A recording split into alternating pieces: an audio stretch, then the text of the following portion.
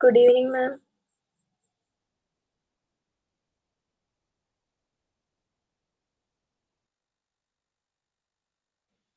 മാം Ma'am, പറയണ കേൾക്കുന്നില്ല.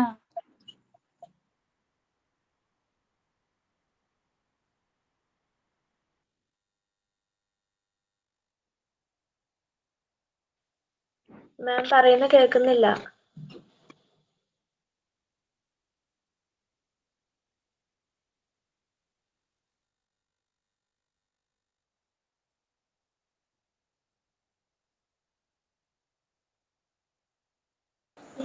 Good evening, ma'am.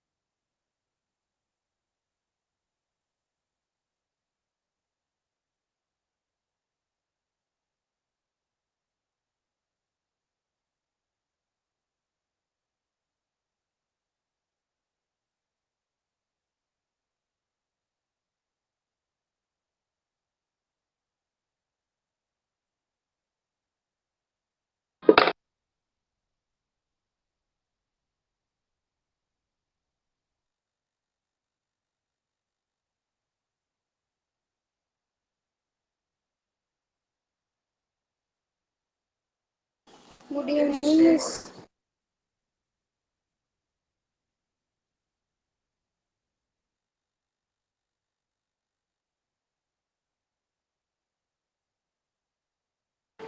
Good evening, Miss. Good evening, ma'am.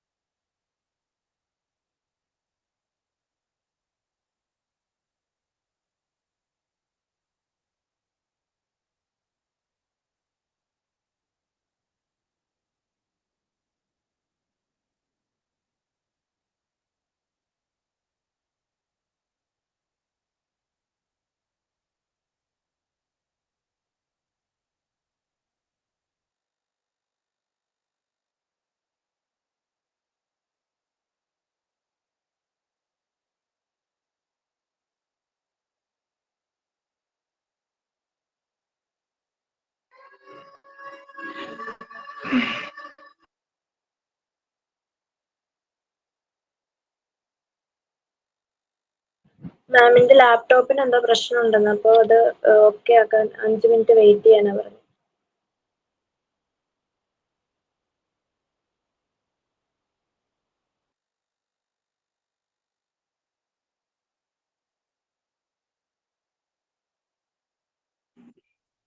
മേമേ ഏത് പോർഷനാ എടുത്തോണ്ടിരിക്കുന്നപ്പോ? Child welfare കഴിഞ്ഞിട്ടില്ലാന്ന് തോന്നുന്നില്ല.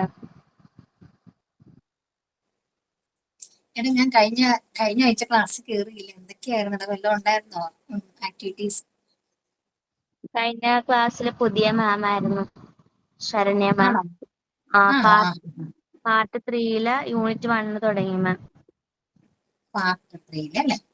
നമുക്ക് അതിന്റെ PDF അയച്ചിട്ടുണ്ടോടാ? അയച്ചിട്ടുണ്ട്, ക്ലാസ് റൂമിൽ ഇട്ടിട്ടുണ്ട്. പാർട്ട് 3 യൂണിറ്റ് 2 എടുത്തു, 3 എടുത്തു. 3 ഇപ്പൊ എടുത്തോണ്ടിരിക്കുന്നു. ശരി, വേറൊന്നും ചെയ്യാനില്ലല്ലോ അല്ലേ? ഇല്ല. നോക്കടാ.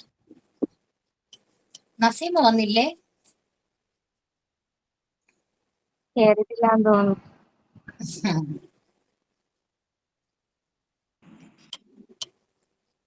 ചൈൽഡ് വെൽഫെയർ അല്ലേ?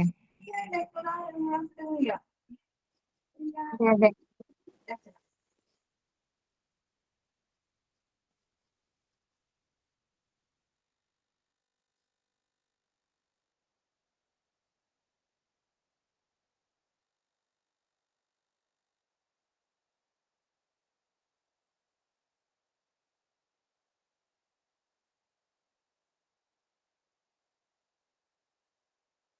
Child welfare കഴിഞ്ഞായിരുന്നോ?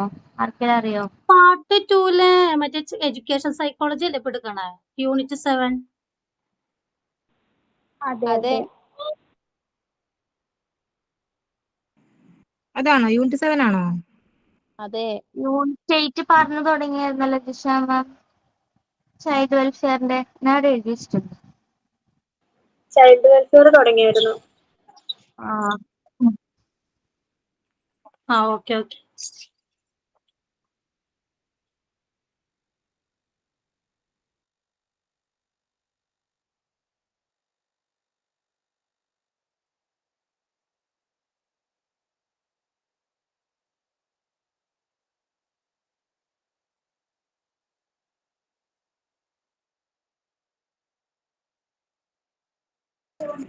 റെക്കോർഡ് എല്ലാരും കംപ്ലീറ്റ് ആണോ? എല്ലാരും കംപ്ലീറ്റ് ചെയ്തോ? ഇല്ല, ഞാൻ ചെയ്തില്ല. എനിക്ക് കുറച്ച് പിക്ചേഴ്സും കൂടി ഒട്ടിക്കാനുണ്ട്. കംപ്ലീറ്റ് ആയി. ആ പിക്ചർ നമ്മള് മേടിച്ചൊട്ടിക്കുവാണോ അതോ വരയ്ക്കാൻ പറ്റുമോ? ഞാൻ കുറച്ചൊക്കെ എന്റെ മോന്റെ ടെക്സ്റ്റിന്ന് കട്ട് ചെയ്തിട്ടാണ് ഒട്ടിച്ചത്. പിന്നെ അങ്ങനെ ഉണ്ടല്ലേ. LKG ബുക്കാണ് കട്ട് ചെയ്തിട്ട്. ആണല്ലേ, ഞാനും ഇനി ആരോടെങ്കിലും ചോദിക്കണം വല്ലതും ഉണ്ടോ എന്ന്. LKG ബുക്കില് കുറെ ഉണ്ട്, പിക്ചേഴ്സ് കുറെ ഉണ്ട്. ആണല്ലേ? നോക്കാം. എനിക്ക് കിട്ടാനില്ല ആ ടെക്സ്റ്റ്, ഞാൻ ചോദിക്കട്ടെ ആരോടെങ്കിലും. അല്ലെങ്കിൽ 5 രൂപ എങ്ങാണ്ട് ഉള്ളെന്ന് തോന്നുന്നു അതിന് ഒരെണ്ണം വാങ്ങിക്കാനായിട്ട്. അത്രേ ഉള്ളൂ, പക്ഷെ അതിലാവുമ്പോ എല്ലാരും ഉണ്ടാവും. അത് ആഹാ. നമുക്ക് മേടിക്കാം. ഞാനൊരു ഷീറ്റ് 10 രൂപയായി. 5 രൂപയല്ല, എത്രയാടാ? 10 രൂപയായി ഒരു ഷീറ്റ് മേടിച്ചതിന്. വെഹിക്കിൾസിന്റെ നമുക്ക് മാത്രം ഒരു ഷീറ്റ് മേടിച്ചാൽ ആവശ്യമില്ലല്ലോ, 5 പിക്ചർ എങ്ങാണ്ട് ഒട്ടിച്ചാ പോരെ? 5 അതിലധികം ഒട്ടിക്കാം മാക്സിമം. ഒട്ടിക്കാൻ. ആരെങ്കിലും സബ്മിറ്റ് ചെയ്തോടാ? അത് സബ്മിറ്റ് ചെയ്യാൻ പറഞ്ഞില്ലല്ലോ. ഇല്ല, സബ്മിറ്റ് ചെയ്യാൻ പറഞ്ഞിട്ടില്ലല്ലോ അത്. ഇല്ല, സബ്മിറ്റ് ചെയ്യേണ്ട റെക്കോർഡ് എന്നല്ലേ അതിൽ കിടക്കുന്ന ക്ലാസ് റൂമിൽ. അതെ, പക്ഷെ അത് എന്തൊക്കെ എഴുതണ്ടേന്നുള്ളതല്ലേ പറഞ്ഞത്, സബ്മിറ്റ് ചെയ്യേണ്ട കാര്യം. ശരി ശരി ശരി.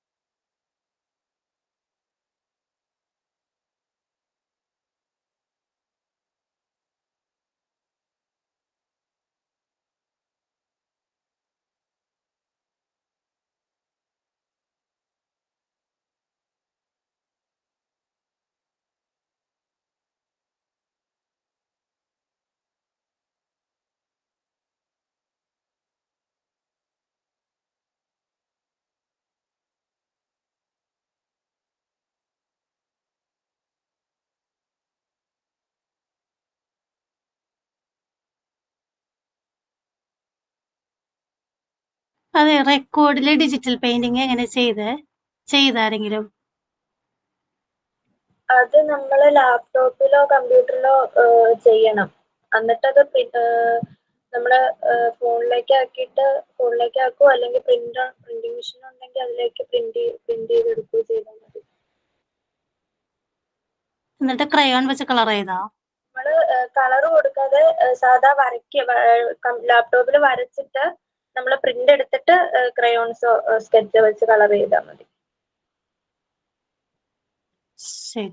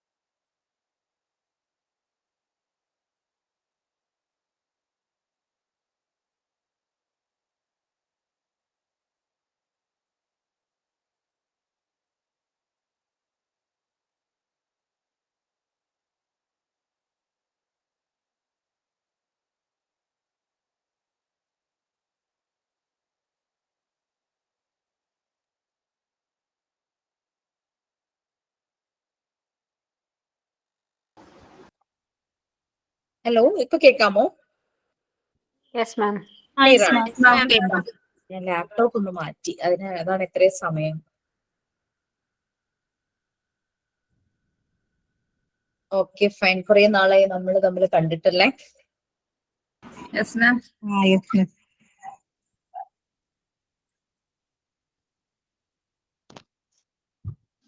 ഓക്കെ, ക്ലിയർ ആണല്ലോ അല്ലെ? ഓഡിയോ വീഡിയോ കുഴപ്പമില്ലല്ലോ?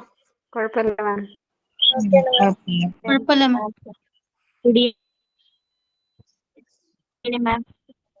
നമ്മള് ഞാൻ എടുത്തതിൽ ഞാൻ 7th യൂണിറ്റ് ആണ് കംപ്ലീറ്റ് ചെയ്തത്. അതിന്റെ ക്വസ്റ്റ്യൻസ് നിങ്ങൾക്ക് നാളെ തരാം. അപ്പൊ 8th യൂണിറ്റ് നിങ്ങൾക്ക് അശ്വതി മിസ് ആയിരിക്കും എടുക്കുന്നത്. 9th യൂണിറ്റ് ഡിഫൻസ് മെക്കാനിസം ആണ് നമ്മൾ ഇന്ന് സ്റ്റാർട്ട് ചെയ്യുന്നത്. ഞാൻ അതിന്റെ ഡിഫൻസ് മെക്കാനിസം എന്ന് കേൾക്കുമ്പോൾ എന്താ മനസ്സിലേക്ക് വരുന്നതെന്ന് ഒന്ന് ഷെയർ ചെയ്യണം. ഞാൻ അതിന്റെ PDF ഒന്ന് എടുത്തോട്ടെ. എന്താ ഡിഫൻസ് മെക്കാനിസം എന്ന് പറയുമ്പോൾ എന്താ നിങ്ങൾക്ക് ഓർമ്മ വരുന്നത്? അതിന് ഇമ്പോർട്ടൻസ് ഉണ്ടോ നമ്മുടെ ലൈഫിൽ?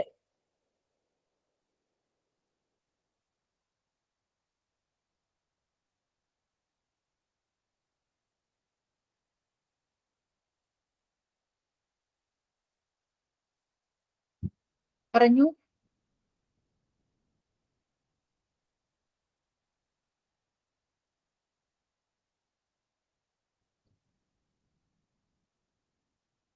ഡിഫൻസ് മെക്കാനിസം എന്താ ഓർമ്മ വരുന്നേ? കുറെ പേര് പോയോ? എന്നെ കാണാണ്ട് പോയതാണ്.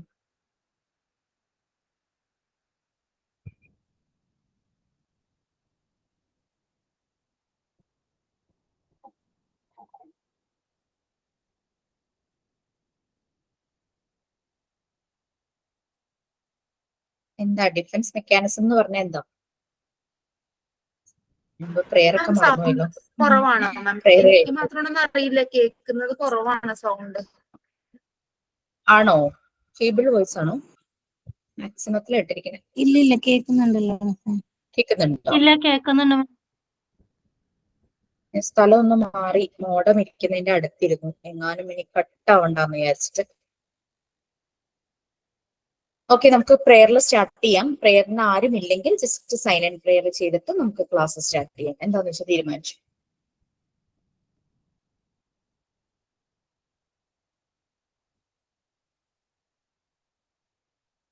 പ്ലീസ് എനിവൺ, ആരെങ്കിലും ഉണ്ടെങ്കിൽ പ്രെയർ ചെയ്തോളൂ. അല്ലെങ്കിൽ നമുക്ക് സൈലന്റ് പ്രെയർ റിപ്പീറ്റ് ചെയ്ത് ഒരു പ്രാവശ്യം കഴിഞ്ഞവരോ 2 പ്രാവശ്യം കഴിഞ്ഞവരായാലും കുഴപ്പമില്ല. ഇത്ര പേരെ കയറാറുള്ളൂ ക്ലാസ്സിൽ. സാധാരണ ഒരു 40 എബോക്കെ വരുന്നതാണല്ലോ. ഇപ്പൊ കുറവാണ് മെമ്പേഴ്സ്, കുറവാണ് കുറവാണ് ma'am. കുറച്ച് ദിവസമായിട്ട്. കുറച്ച് ദിവസമായി ആണോ? കഴിഞ്ഞ ആഴ്ച കുറവ്. ഓ ശരി. അറിയില്ല മാം. 30 കുറവാ വരുന്നത്. സാരല്ല, നമുക്ക് ജസ്റ്റ് ഒരു 2 minutes ഒരു സൈലന്റ് പ്രെയർ സ്റ്റാർട്ട് ചെയ്യാം.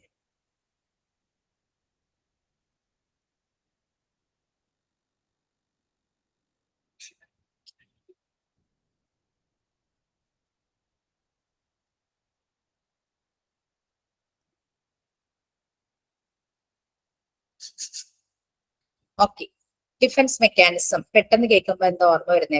സ്കൂളുകളിലെല്ലാം ഇതുപോലെ ഡിഫൻസിന് സെൽഫ് ഡിഫൻസിന് വേണ്ടിയിട്ട് ക്ലാസ്സസ് കൊടുക്കാറുണ്ട് അല്ലെ? പോലീസുകാര് അല്ലെങ്കിൽ അങ്ങനെയുള്ള ആളുകളൊക്കെ വന്നിട്ട് സെൽഫ് ഡിഫൻസിന്റെ ക്ലാസ് കൊടുക്കാറുണ്ട് അല്ലെ? പിന്നെ അല്ലാതെ തന്നെ കരാട്ട അങ്ങനെയൊക്കെ പഠിപ്പിക്കുന്നുണ്ട്. കളരിപ്പയറ്റ് നമ്മൾ പഠിക്കുന്നുണ്ട്. നമ്മളായിട്ട് തന്നെ ഇനീഷ്യേറ്റ് ചെയ്ത് നമ്മുടെ മക്കളെ പഠിപ്പിക്കാറുണ്ട്. നമ്മൾ പഠിക്കാറുണ്ട് അല്ലെ? അത് നമ്മളുടെ പ്രൊട്ടക്ഷന് വേണ്ടിയിട്ടാണ് നമ്മൾ ആ ഒരു സെൽഫ് ഡിഫൻസ് പഠിക്കുന്നത്. നമ്മളുടെ മനസ്സിനൊരു ഡിഫൻസ് മെക്കാനിസം ഉണ്ട്, നമ്മുടെ ബോഡിയിൽ ഒരു ഡിഫൻസ് മെക്കാനിസം ഉണ്ട് അല്ലെ? Related to mental health. അതാണ് നമ്മൾ പറയുന്നത്. നമ്മുടെ ഈ ടോപ്പിക് സൈക്കോളജിയാണ്. Related to mental health. Physical health ആണെങ്കിൽ നമ്മളുടെ ബോഡിക്കുള്ളിൽ തന്നെ എന്തെങ്കിലും അസുഖങ്ങൾ നമ്മളെ ക്യാച്ച് ചെയ്യുവാണെങ്കിൽ അതിനെതിരായിട്ട് ഒരു സോൾജിയർ തന്നെ ഉണ്ട് നമ്മുടെ ശരീരത്തിനകത്ത്. നമ്മുടെ ഇമ്മ്യൂണിറ്റി സിസ്റ്റം നല്ലതാണെങ്കിൽ നമ്മൾക്ക് എഗെയിൻസ്റ്റ് ആയിട്ട് വരുന്ന അസുഖങ്ങളെ ഓടിക്കാൻ വേണ്ടിയിട്ട് ഒരു ഡിഫൻസ് മെക്കാനിസം നമുക്കിടയിലുണ്ട്. ഓക്കെ, ഇമ്മ്യൂണിറ്റി സിസ്റ്റവുമായിട്ട് റിലേറ്റഡ് ആണത് ഇവിടെ പറയുന്ന ഡിഫൻസ് മെക്കാനിസം. അതാണ് നെക്സ്റ്റ് നമ്മൾ പറയാൻ പോകുന്നത്. ഇത് വളരെ ഇമ്പോർട്ടന്റ് ആണ്. കാരണം നിങ്ങൾ ഡെവലപ്മെന്റ് സ്റ്റേജസ് നമ്മൾ കുറെ സൈക്കോളജിസ്റ്റുകളുടെ കുറെ കോൺട്രിബ്യൂഷൻ നമ്മൾ പഠിച്ചു. അത് ആവശ്യമുള്ള പോയിന്റ്സ് മാത്രം എടുത്ത് നല്ല രീതിയിൽ മനസ്സിലാക്കി കഴിഞ്ഞു കഴിഞ്ഞാൽ അതും ഈ ഡിഫൻസ് മെക്കാനിസത്തിന്റെ കുറിച്ചുള്ള കാര്യം അറിഞ്ഞാൽ മതി. നമുക്ക് ആളുകളെ, അത് കൊച്ചുകുട്ടിയാണെങ്കിലും വലിയ ആൾക്കാരാണെങ്കിലും പെട്ടെന്ന് നമുക്ക് അവരെ മനസ്സിലാക്കാൻ പറ്റും. ചിലർ മൈൻഡ് റീഡിങ് നടത്തുന്ന കണ്ടിട്ടില്ലേ? ഭയങ്കരമായിട്ട് മൈൻഡ് റീഡിങ് നടത്തില്ലേ? അത് ഈ കാര്യങ്ങൾ കറക്റ്റ് ആയിട്ട് മനസ്സിലായി നമുക്ക് ഒരാളെ വിലയിരുത്താനായിട്ട് പറ്റും, അനലൈസ് ചെയ്യാനായിട്ട് പറ്റും. അതിന്റെ ഒരു ഇമ്പോർട്ടന്റ് ടൂളാണ് ഡിഫൻസ് മെക്കാനിസം. വളരെ ഇമ്പോർട്ടന്റ് ആണ് നമ്മളുടെ ഈ സൈക്കോളജിയിൽ, ചൈൽഡ് സൈക്കോളജിയിലാണെങ്കിലും ഹ്യൂമൻ സൈക്കോളജിയിലാണെങ്കിലും ഇത് വളരെ ഇമ്പോർട്ടന്റ് ആണ്. ഇത് പറയുമ്പോൾ തന്നെ, എക്സാമ്പിൾസ് പറയുമ്പോൾ തന്നെ നിങ്ങൾക്ക് മനസ്സിലാവും ശരിയാണ്, അങ്ങനെ കുറെ കാര്യങ്ങൾ വരും. ഓക്കെ, ഈഗോ, ഈഗോ എന്നുള്ളത് ഇതിനകത്ത് നമ്മൾ കൂടുതലായിട്ട് പറയുന്നുണ്ട്. ഈഗോ എന്ന് പറയുന്നത് നമുക്കറിയാം സെൽഫ് ഇമ്പോർട്ടൻസ് കൊടുക്കുന്നു അല്ലെ. കുറച്ച് ഈഗോ വേണമെന്ന് നമ്മൾ പറയും അല്ലെ, കുറച്ച്. മറ്റുള്ളവരെ ഉപദ്രവിക്കുന്ന രീതിയിലല്ല, നമ്മൾക്കൊരു ഇമ്പോർട്ടൻസ് നമ്മൾ കൊടുത്തില്ലെങ്കിൽ, നമ്മൾക്ക് നമ്മൾ തന്നെ വാല്യൂ ചെയ്തില്ലെങ്കിൽ അല്ലെ, പല കാര്യങ്ങളിലും നമുക്ക് ആ ഒരു നമ്മളുടെ ഐഡന്റിറ്റി നഷ്ടമാവും. നമ്മളുടെ കോൺഷ്യസ്, നമ്മളുടെ ഐഡന്റിറ്റിയെ കുറിച്ചുള്ള നമ്മുടെ ബോധം, അതാണ് ഈഗോ എന്ന് പറയുന്നത്. Self importance. ഈഗോ ഒരു ലെവലിൽ കൂടിയുമ്പോഴാണ് ചിലപ്പോ വയലൻസ് ഒക്കെ ആവുന്നത്, ഭയങ്കര പ്രശ്നമാകുന്നത്, ഭയങ്കരമായിട്ട് സെൽഫിഷ് ആ ഒരു രീതിയിലൊക്കെ പോകുന്നത്. പക്ഷെ ചെറിയ അളവില് ഈഗോ വേണം എന്ന് തന്നെയാണ് പറയുന്നത്. ഓക്കെ, നമുക്ക് നമ്മളൊരു ഇമ്പോർട്ടൻസ് കൊടുക്കണം, എന്നാലാണ് നമ്മൾ നമ്മളെ കെയർ ചെയ്യുള്ളൂ. നമ്മുടെ ഹെൽത്ത് ഫിസിക്കൽ ആണെങ്കിലും മെന്റൽ ആണെങ്കിലും നമ്മൾ നമ്മളെ കെയർ ചെയ്യുള്ളൂ, നമ്മളെ സ്നേഹിക്കുള്ളൂ. ഇപ്പൊ എല്ലാവരും സെൽഫ് ലവിന് ഭയങ്കര ഒരു ഇമ്പോർട്ടൻസ് കൊടുക്കുക. നമുക്ക് നമ്മളെ സ്നേഹിക്കാൻ കഴിഞ്ഞാലാണ് മറ്റുള്ളവരെ സ്നേഹിക്കാൻ കഴിയുള്ളൂ എന്നൊക്കെ നമ്മൾ പറയുന്നില്ലേ. ഓക്കെ, ഇതൊരു വലിയൊരു പാരഗ്രാഫാണ്. ഞാൻ എന്തായാലും നിങ്ങൾ ഇത്ര പേരല്ലേ ഉള്ളൂ, തന്നെ വായിപ്പിക്കുന്നില്ല. കുറച്ച് പാട്ടായിട്ട് വായിച്ചിട്ട് അത് ഡിസ്കസ് ചെയ്യാം. ഓക്കെ, നിങ്ങൾ നോക്കിക്കോളൂ. certain situations or factors intervene in the smooth development of the individual and cause acute emotional conflicts and frustration. നമ്മളെല്ലാവരും എല്ലാ ദിവസവും ഒരേപോലെയാണ്. ഇപ്പൊ നമ്മൾ പറയില്ലേ, ഇന്നത്തെ മൂഡ് ശരിയല്ല, വേറൊരാളെ കാണുമ്പോൾ ഇന്ന് ആളുടെ മൂഡ് ശരിയല്ലെന്ന് തോന്നും. നമുക്ക് വീട്ടിൽ തന്നെ അമ്മയാണെങ്കിലും, അമ്മ ചിലപ്പം ഭയങ്കര ഹാപ്പി ജോളി ആയിട്ടുള്ള അമ്മയായിരിക്കും. പക്ഷെ ചില ദിവസങ്ങളിൽ നമുക്ക് തോന്നും അമ്മ ഇത്തിരി ചൂടിലാണോ, മൂഡ് ശരിയല്ല എന്നൊക്കെ നമ്മൾ പറയില്ലേ. പ്രത്യേകിച്ച് ഈ പീരീഡ്സ് ടൈം ആവുമ്പോഴേക്കും പൊതുവെ നമ്മളിലൊരു മൂഡ് സ്വിങ് വരും. അപ്പം നമുക്ക് എപ്പോഴും ഒരു സ്മൂത്ത് ആയിട്ടുള്ള ഒരു സിറ്റുവേഷൻ തന്നെ ആവണമെന്നില്ല. നമുക്ക് ചില സമയത്ത് ഇമോഷണൽ കോൺഫ്ലിക്ട്സ്, നമ്മുടെ ഇമോഷൻസിന് ഒരു അൺസ്റ്റെബിലിറ്റി ഉണ്ടാവും. എപ്പോഴും സ്റ്റേബിൾ ഇമോഷൻ ആയിരിക്കണം എന്നില്ല, അൺസ്റ്റെബിലിറ്റി ഉണ്ടാവും, ഫ്രസ്ട്രേഷൻ ഉണ്ടാവും. ഒന്നും വേണ്ട, നമ്മൾ ബസ്സിൽ കയറി നമുക്ക് ഇഷ്ടപ്പെടാത്ത ഒരു അനുഭവം ബസ്സിൽ നിന്ന് ഉണ്ടായി എന്ന് വിചാരിക്കുക. അല്ലെങ്കിൽ നമ്മൾ ബസ്സിൽ അരമണിക്കൂർ നമ്മൾ നിൽക്കുമായിരുന്നു, നമ്മൾ ഓഫീസിൽ അല്ലെങ്കിൽ പഠിക്കാൻ പോയതെല്ലാം കഴിഞ്ഞ് ടയേർഡായിട്ടായിരിക്കും ബസ്സിലേക്ക് കയറുന്നത്. അപ്പോഴേക്കും നമുക്ക് ആകെ അസ്വസ്ഥത. അപ്പൊ അതൊക്കെ തന്നെ, ഇതെല്ലാമാണ് നമ്മളുടെ ഇമോഷണൽ കോൺഫ്ലിക്ട്സ് അല്ലെങ്കിൽ ഫ്രസ്ട്രേഷൻ കാരണം. ഇന്ന റീസൺ എന്നൊന്നും പറയാനില്ല, ഇതുപോലെ ചെറിയ ചെറിയ കാര്യങ്ങൾ വന്നാലും മതി. അല്ലെങ്കിൽ നമ്മള് എന്താ പറയാ, നമ്മുടെ നാക്കിലൊരു എന്തെങ്കിലും കുരു പോലെ വന്നോ, അല്ലെങ്കിൽ നമ്മൾ തന്നെ നമുക്ക് അടിക്കുകയോ എന്തെങ്കിലും ചെയ്തു കഴിഞ്ഞു, നമുക്ക് നല്ല ഇഷ്ടപ്പെട്ട ഒരു ഭക്ഷണം നമുക്ക് അത് കാരണം കഴിക്കാൻ പറ്റുന്നില്ല, അത് മതിയല്ലോ നമ്മളുടെ മൂഡ് ചേഞ്ച് ആവാനായിട്ട്. അതുപോലെയുള്ള ഫ്രസ്ട്രേഷനും കോൺഫ്ലിക്ട്സും ഇമോഷണൽ കോൺഫ്ലിക്ട്സും നമുക്ക് എന്തായാലും, നമുക്ക് മാത്രമല്ല എല്ലാ ഇൻഡിവിജ്വലിനും ഉണ്ടാകും. ചില സിറ്റുവേഷൻസ്, ചില ഫാക്ടേഴ്സ്, അത് ഓരോ വ്യക്തിയുടെയും നല്ല സ്മൂത്ത് ആയിട്ട് ലൈഫ് ഇങ്ങനെ പോയിക്കൊണ്ടിരിക്കുമായിരിക്കും. അതിനിടയ്ക്കായിരിക്കും ഇതുപോലുള്ള ചെറിയ ചെറിയ കല്ലുകടികൾ നമ്മൾ പറയില്ലേ, ഇങ്ങനെയുള്ള കാര്യങ്ങൾ വരുന്നത്. These conflicts and frustration endanger the individual's psychological balance. Endanger എന്ന് പറഞ്ഞു കഴിഞ്ഞാൽ somewhat threat, ഒരു ഭീഷണി പോലെ. ഇതുപോലും നമുക്ക് ഉണ്ടാകുന്ന കോൺഫ്ലിക്ട്സും ഫ്രസ്ട്രേഷനും നമ്മളുടെ ആ മെന്റൽ ബാലൻസിനെ അങ്ങ് വല്ലാതെ അങ്ങ് തെറ്റിക്കും. അതൊരു ചെറിയൊരു ഭീഷണി പോലെ തന്നെയാണ്. ഇത് മതി നമുക്കൊരു ബുദ്ധിമുട്ടില്ല. അല്ലെങ്കിൽ ഓഫീസില് ബോസിന്റെ അടുത്തുനിന്ന് ഒരു ഫയറിംഗ് പോലെ കിട്ടി, അന്നത്തെ ദിവസം പോക്കാം നമ്മളിങ്ങനെ പറയും, അങ്ങനെ പറയും. അപ്പൊ ഇതിനൊരു എക്സാമ്പിൾ നമ്മളുടെ ഓരോരോ കാര്യങ്ങളിൽ വരുന്നുണ്ട്. ജസ്റ്റ് പറയാം. നമ്മള് ഈ സിനിമ കണ്ടിട്ടുണ്ടോ, മൈ ബോസ്? ദിലീപിന്റെ മമത ബോസ് ആണ്. എപ്പോഴും ഷൗട്ട് ചെയ്യും, ഇവർക്കെതിരെ ഭയങ്കരമായിട്ട് ഡോമിനേറ്റ് ചെയ്ത് സംസാരിക്കുന്ന ഒരു ബോസാണ്.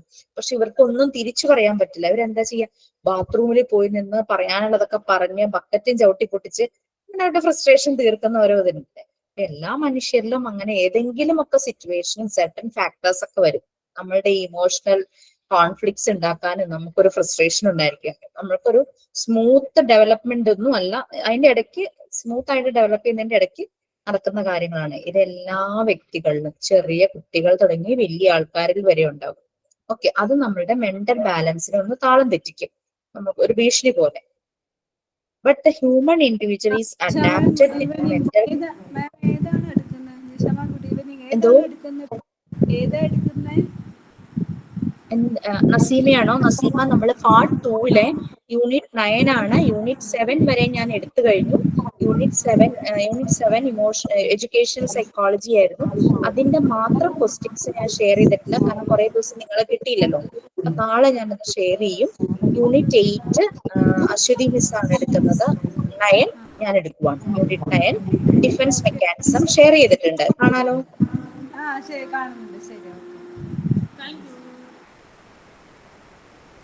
ജസ്റ്റ് സ്റ്റാർട്ട് ചെയ്തിട്ടേ ഉള്ളൂ. എനിക്ക് എന്റെ ലാപ്ടോപ്പിന് പ്രോബ്ലം വന്നപ്പോൾ ലാപ്ടോപ്പ് ഒന്ന് മാറ്റിയതുകൊണ്ട് അധികം ക്ലാസ് ആയിട്ടില്ല കേട്ടോ.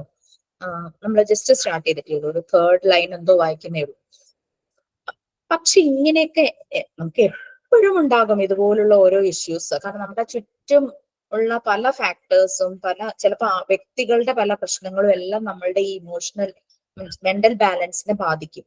എപ്പോഴും നമുക്ക് ആ രീതിയിൽ തന്നെ മുന്നോട്ട് പോകാൻ പറ്റുമോ? ചില കാര്യങ്ങളുമായിട്ട് നമ്മൾ അങ്ങ് അഡാപ്റ്റഡ് ആകും. അതിനുള്ള മെന്റൽ കപ്പാസിറ്റി, വിൽ പവർ നമുക്ക് എല്ലാ ഇൻഡിവിജ്വൽസിനും ഉണ്ട്.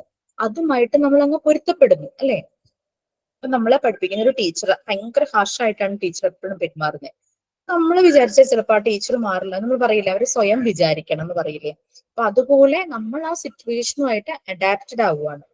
ഓക്കെ, നമ്മളുടെ ഓഫീസിലെ ചില ആളുകൾ, നമ്മുടെ കൂടെ വർക്ക് ചെയ്യുന്ന കൊളീഗ് അല്ലെങ്കിൽ ബോസ്, അത് അവരുടെ ഒരു രീതിയാണ്. നമ്മൾ ആ സിറ്റുവേഷനുമായിട്ട് അഡാപ്റ്റഡ് ആവുന്നു.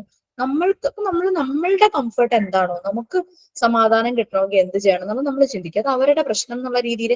അങ്ങനെ മെന്റൽ കപ്പാസിറ്റീസ് എല്ലാ മനുഷ്യർക്കും ഉണ്ടായിരിക്കും.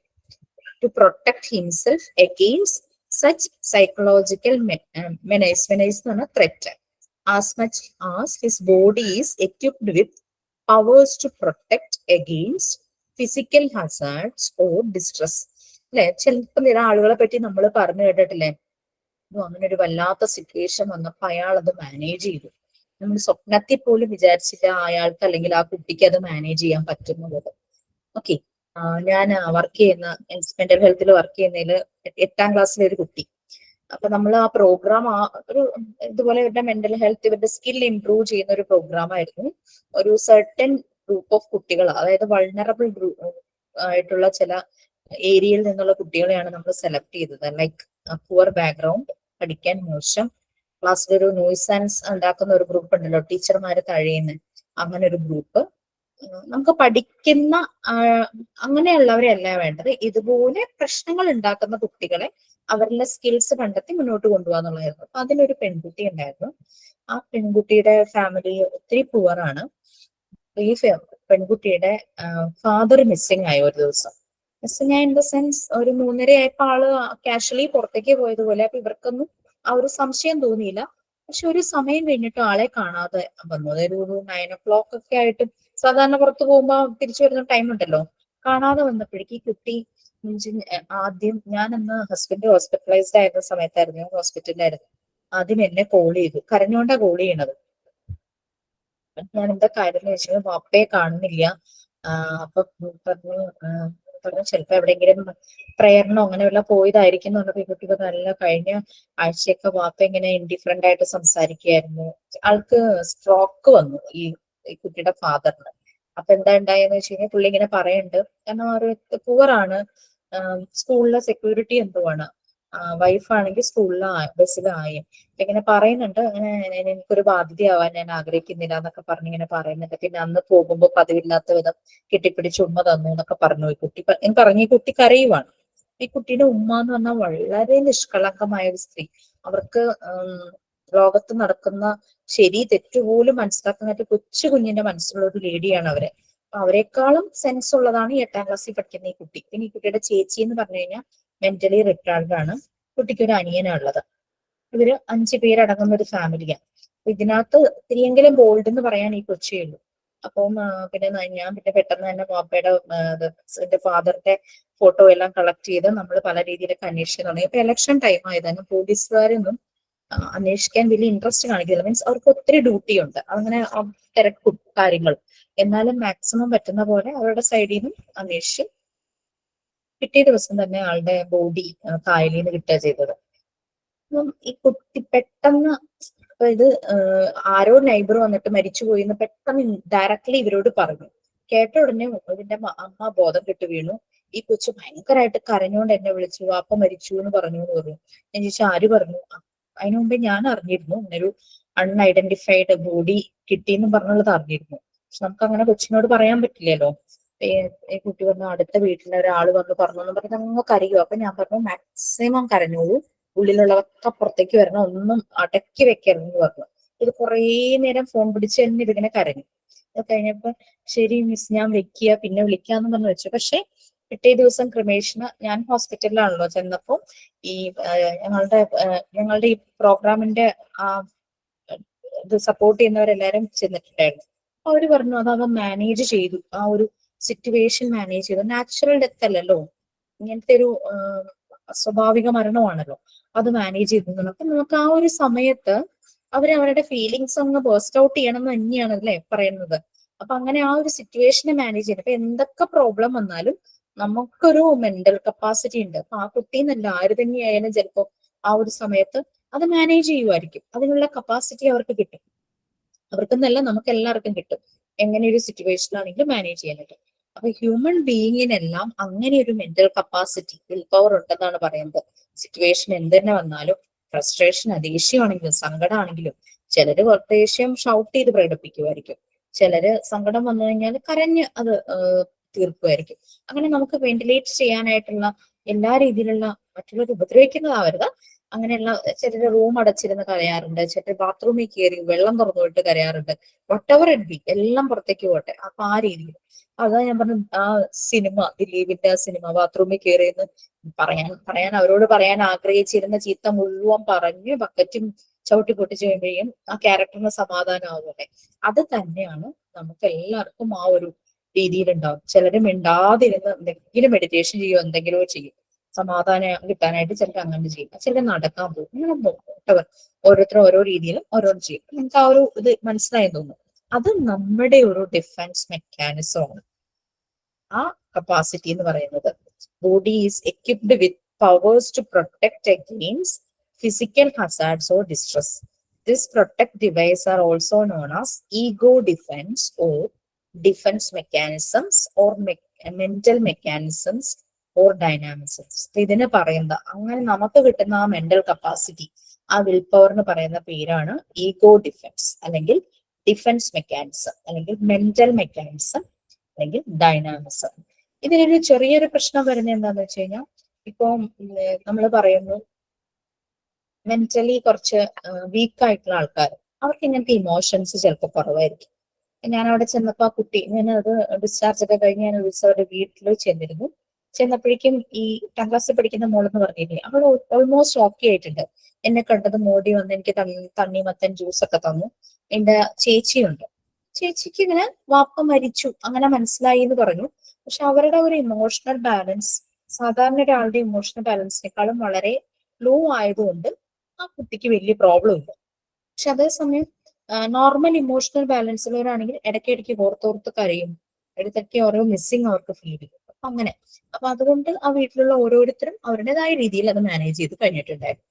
ഓക്കെ, അപ്പം ആ ഒരു നമുക്ക് അങ്ങനെ മാനേജ് ചെയ്യാൻ പറ്റുന്ന നമ്മളുടെ കപ്പാസിറ്റിനെയാണ് നമ്മൾ ഡിഫൻസ് മെക്കാനിസം എന്ന് പറയുന്നത്. അല്ലെങ്കിൽ ഈ എന്താ പറയുക, ഈഗോ ഡിഫൻസ്, അല്ലെങ്കിൽ മെന്റൽ മെക്കാനിസം ഓർ ഡൈനാമിക്സ്, ഇങ്ങനെ എന്ത് തന്നെയാണെങ്കിലും വളരെ ഇൻട്രസ്റ്റിംഗ് ആയിട്ടുള്ള എനിക്കൊരു ചാപ്റ്റർ ആയിട്ട് എനിക്ക് തോന്നിയത്.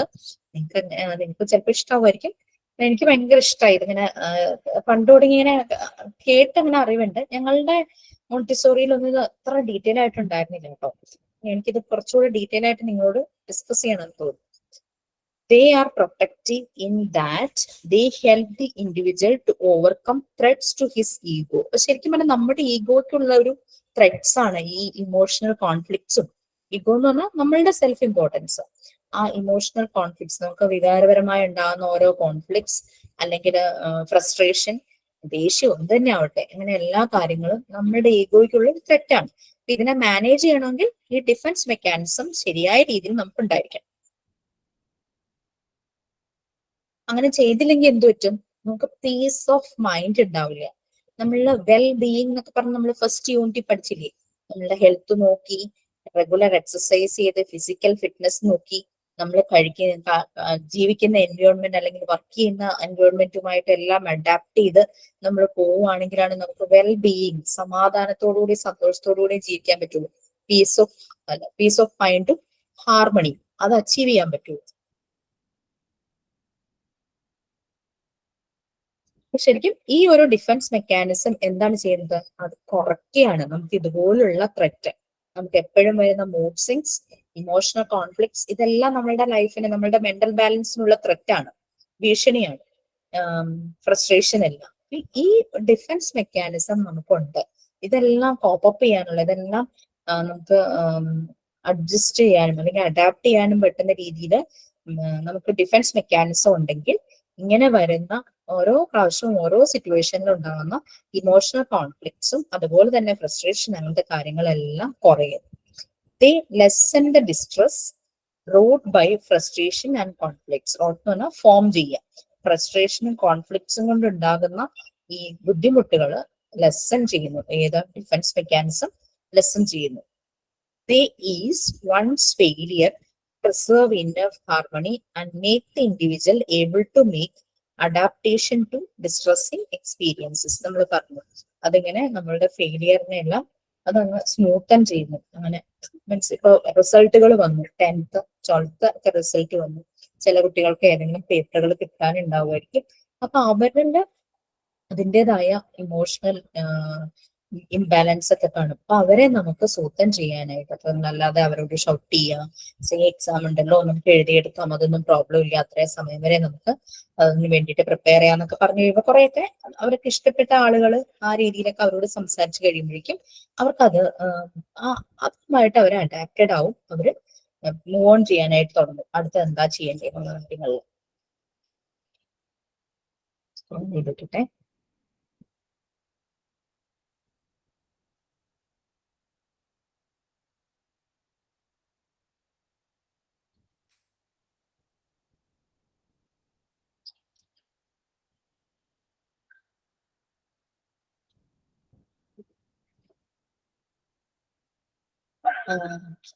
There are a few special types of responses which make us feel better, which we use in keeping our self-respect or prestige that is being threatened by our frustrations or hindrances which we cannot control. കുറേ വലിയ sentence ഉണ്ടെന്നേ ഉള്ളൂ. നമ്മൾ പറഞ്ഞ കാര്യങ്ങൾ ഇത്രയും ഉള്ളൂ. ഇങ്ങനത്തെ കാര്യങ്ങൾ വരുമ്പോൾ നമുക്ക് എന്തായാലും നമ്മുടെ ലൈഫിൽ ഇതുപോലുള്ള ഇഷ്യൂസ് വരും, ഫ്രസ്ട്രേഷൻസ് വരും. ഇതൊരു ത്രെറ്റ്സ് ആണ്, ഒരു ചലഞ്ചാണ്, വെല്ലുവിളിയും ഭീഷണിയും പോലെയൊക്കെയാണ്. ഇതുമായിട്ട് കോപ്പപ്പ് ചെയ്യുക, അല്ലാതെ ഇതുമായി തലയിൽ വെച്ച് ജീവിക്കുക എന്നുള്ളതല്ല. നമ്മൾ അതിനെ ലെസൺ ചെയ്യുന്ന രീതിയിൽ നമുക്ക് നമ്മളുടെ മെന്റൽ കപ്പാസിറ്റി, നമ്മളുടെ വിൽ പവർ നമ്മൾ മാക്സിമം യൂസ് ചെയ്താൽ നമുക്ക് പീസ് ഓഫ് മൈൻഡ്, ഹാർമണി, സമാധാനം, സന്തോഷം എല്ലാം നമ്മൾക്ക് ഉണ്ടാകും. കാരണം നമ്മൾ ജീവിക്കുന്ന ചുറ്റുപാടുകൾ അങ്ങനെയാണ്. എന്ത് തന്നെയായാലും നമുക്ക് എന്തെങ്കിലും രീതിയിലുള്ള ബുദ്ധിമുട്ട് വരും. ഇപ്പൊ തന്നെ ഞാൻ ലാപ്ടോപ്പ് ഓൺ ചെയ്ത് നിങ്ങളുടെ ക്ലാസ് എടുക്കാനായിട്ട് തുടങ്ങിയപ്പോഴേക്കും അത് ശരിയാകുന്നില്ല. ഞാൻ പകല് മുഴുവനും ഞാൻ എന്റെ ലാപ്ടോപ്പിൽ പണിയുമായിരുന്നു ഇതൊന്ന് ശരിയാക്കാൻ വേണ്ടിയിട്ട്. കീബോർഡ് ഇഷ്യൂ വന്ന് ഞാൻ ഓതറൈസ്ഡ് സർവീസ് സെന്ററിൽ കൊണ്ടുപോയി ക്ലിയർ ചെയ്തു. കീബോർഡ് ശരിയായി കഴിഞ്ഞപ്പോഴാണ് ഈ പ്രശ്നം വന്നു തുടങ്ങിയത്. അപ്പോൾ ഞാൻ ഹസ്ബൻഡിന്റെ ലാപ്ടോപ്പിന് വെയിറ്റ് ചെയ്യായിരുന്നു. പക്ഷെ ആൾ ഓഫീസിൽ നിന്ന് എത്തിയിട്ടുണ്ടായില്ല. എത്താൻ ഒരു 8 മണി കഴിയും എന്നുള്ള രീതി വന്നപ്പോഴേക്കും ഞാൻ ആകെ ഒന്ന് ടെൻഷനായി. അപ്പം അതിനു മുമ്പ് മോനുമായിട്ട് എന്റെ ലാപ്ടോപ്പിലിരുന്ന് ഞാൻ ചെറിയ രീതിയിൽ ഗൂഗിൾ മീറ്റ് ഒക്കെ ചെയ്ത് നോക്കി. അത് ഓക്കെ ആയി. പക്ഷെ ഓൺ ചെയ്ത് വന്നപ്പോൾ മൈക്ക് ഓൺ ആവുന്നില്ല, വെബ്ക്യാം വർക്ക് ചെയ്യുന്നില്ല, അങ്ങനത്തെ ഇഷ്യൂ വന്നു. അപ്പൊ ഇറ്റ് ഹാപ്പൻസ്. അപ്പൊ അതിനെ നമുക്ക് ഓവർകം ചെയ്യാൻ പറ്റുന്ന രീതിയിൽ ആ ഒരു പ്രോബ്ലത്തെ ലെസൺ ചെയ്യാൻ നമുക്ക് എന്തൊക്കെ മാർഗങ്ങളുണ്ട് അത് അന്വേഷിച്ച് എന്റെ ലെനോവോ ആയിരുന്നു.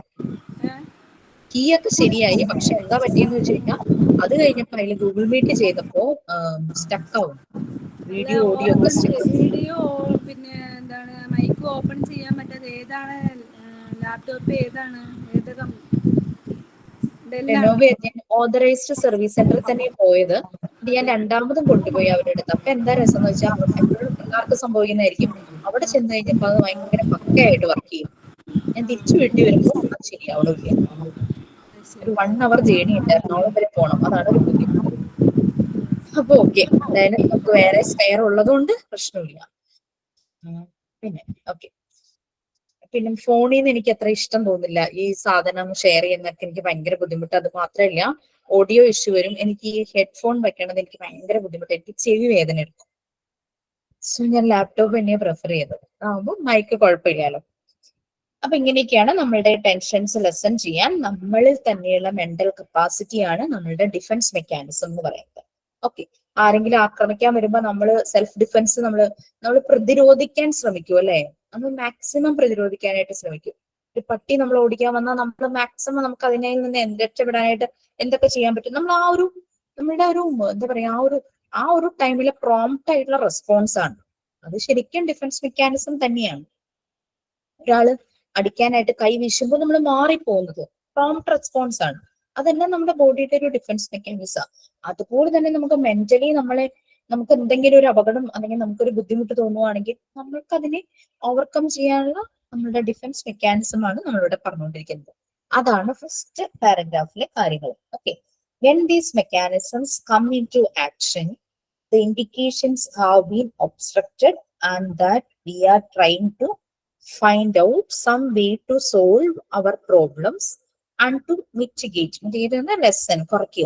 lessen our tensions. അപ്പൊ ഓരോ സമയത്തും ഓരോ രീതിയിലുള്ള പ്രോബ്ലംസ് ആയിരിക്കും നമ്മൾ ഫേസ് ചെയ്യുന്നത്. അപ്പൊ ആ സമയത്ത് നമ്മൾ ഇതിനെ കുറയ്ക്കാനുള്ള ഈ ടെൻഷൻസ് എല്ലാം കുറയ്ക്കാൻ വേണ്ടിയിട്ടുള്ള പല കാര്യങ്ങളും നമ്മൾ ആ സമയത്ത് അഡാപ്റ്റ് ചെയ്യുന്നു അല്ലെങ്കിൽ we shall see the important mechanisms which work in our daily life. ഇത് ഓരോന്നായിട്ട് നമുക്കിനി നോക്കാം. നമ്മൾ ഓരോ സിറ്റുവേഷൻ വരുമ്പോൾ അല്ലെങ്കിൽ എന്താണ് നമുക്ക് ആ സമയത്ത് വരുന്നത് അത് ഓരോന്നായിട്ട് നോക്കാം. ഇതിലെ പല കാര്യങ്ങളുണ്ട്. നമ്മൾ കഴിഞ്ഞ ക്ലാസ്സിലെ സൈക്കോ അനാലിസ്റ്റുകളുടെ കാര്യം പറഞ്ഞപ്പോൾ സിഗ്മണ്ട് ഫ്രോയിഡിന്റെ കാര്യം പറഞ്ഞില്ലായിരുന്നോ? സിഗ്മണ്ട് ഫ്രോയിഡ് കുറേ ഇതിനെപ്പറ്റി ഡിഫൻസ് മെക്കാനിസത്തെ പറ്റി കുറേ പോസ്റ്റ്ലേറ്റ്സ് കുറേ കോൺട്രിബ്യൂഷൻസ് ചെയ്തിരുന്നു. അദ്ദേഹത്തിന്റെ മകള് അന്ന ഫ്രോയിഡ് അതെല്ലാം കൂടെ ചേർത്തിട്ട് ഒരു ബുക്കായിട്ട് ഇറക്കിണ്ടായി. അതിന്റെ ലിങ്ക് ഞാൻ നിങ്ങൾക്ക് അയച്ചു തരാം അടുത്ത ക്ലാസ്സിൽ നാളെ.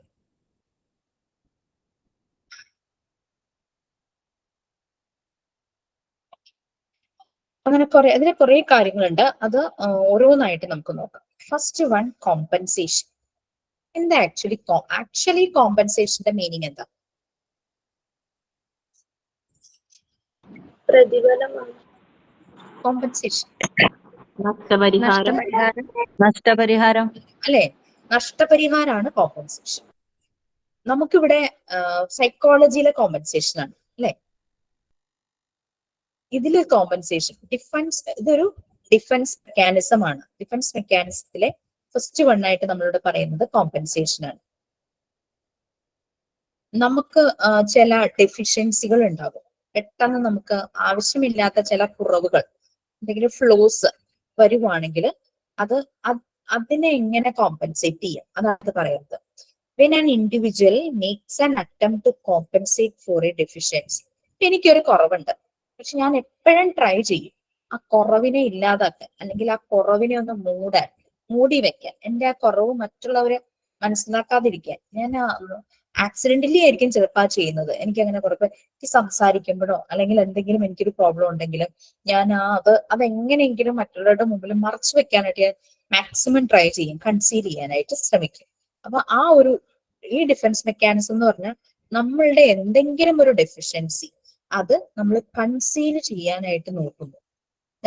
അതാണ് ഈ ഒരു കോമ്പൻസേഷൻ എന്നതുകൊണ്ട് ഇവിടെ ഉദ്ദേശിക്കുന്നത്. When an individual makes an attempt to compensate for a deficiency by directing his energy to some other aspects of his personality in which no deficiency exists, he is using the mechanism of compensation.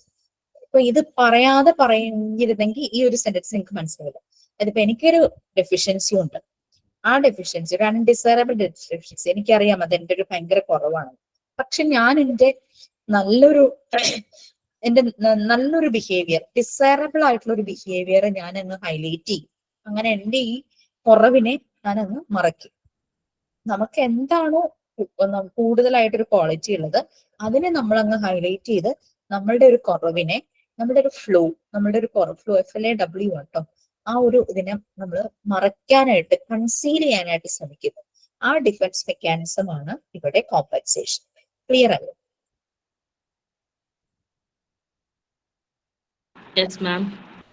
Clear ആയില്ലേ? കുറേ ego defence mechanism അല്ലെങ്കിൽ ego defence നമ്മൾ പറഞ്ഞത് അല്ലേ? അത് കുറെ Sigmund Freud കുറെ research ചെയ്തു, കുറെ അതിനെപ്പറ്റി അനലൈസ് ചെയ്തു. അങ്ങനത്തെ കുറച്ച് കാര്യങ്ങളാണ് നമ്മളിവിടെ പറയുന്നത്. നമ്മളുടെ കുറവിനെ നമ്മൾ തന്നെ ശ്രമിക്കും അതിനെ ഒന്ന് മറച്ചു വെച്ചിട്ട് നമ്മുടെ ഏതെങ്കിലും നല്ല ക്വാളിറ്റീനെ നമ്മൾ അങ്ങ് ഹൈലൈറ്റ് ചെയ്യുന്നതാണ് first one, compensation. Next one,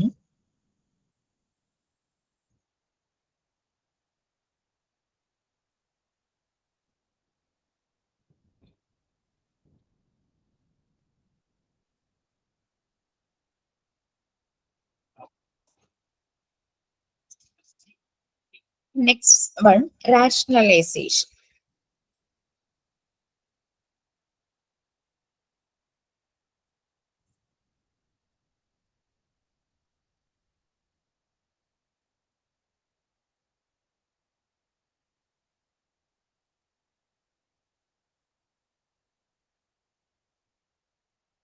റാഷണലൈസേഷന്റെ meaning എന്താ ശരിക്കും?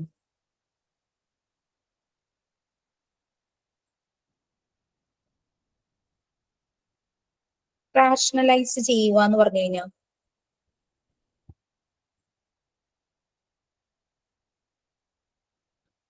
റെഡ്യൂസ് ചെയ്യാം. Yes.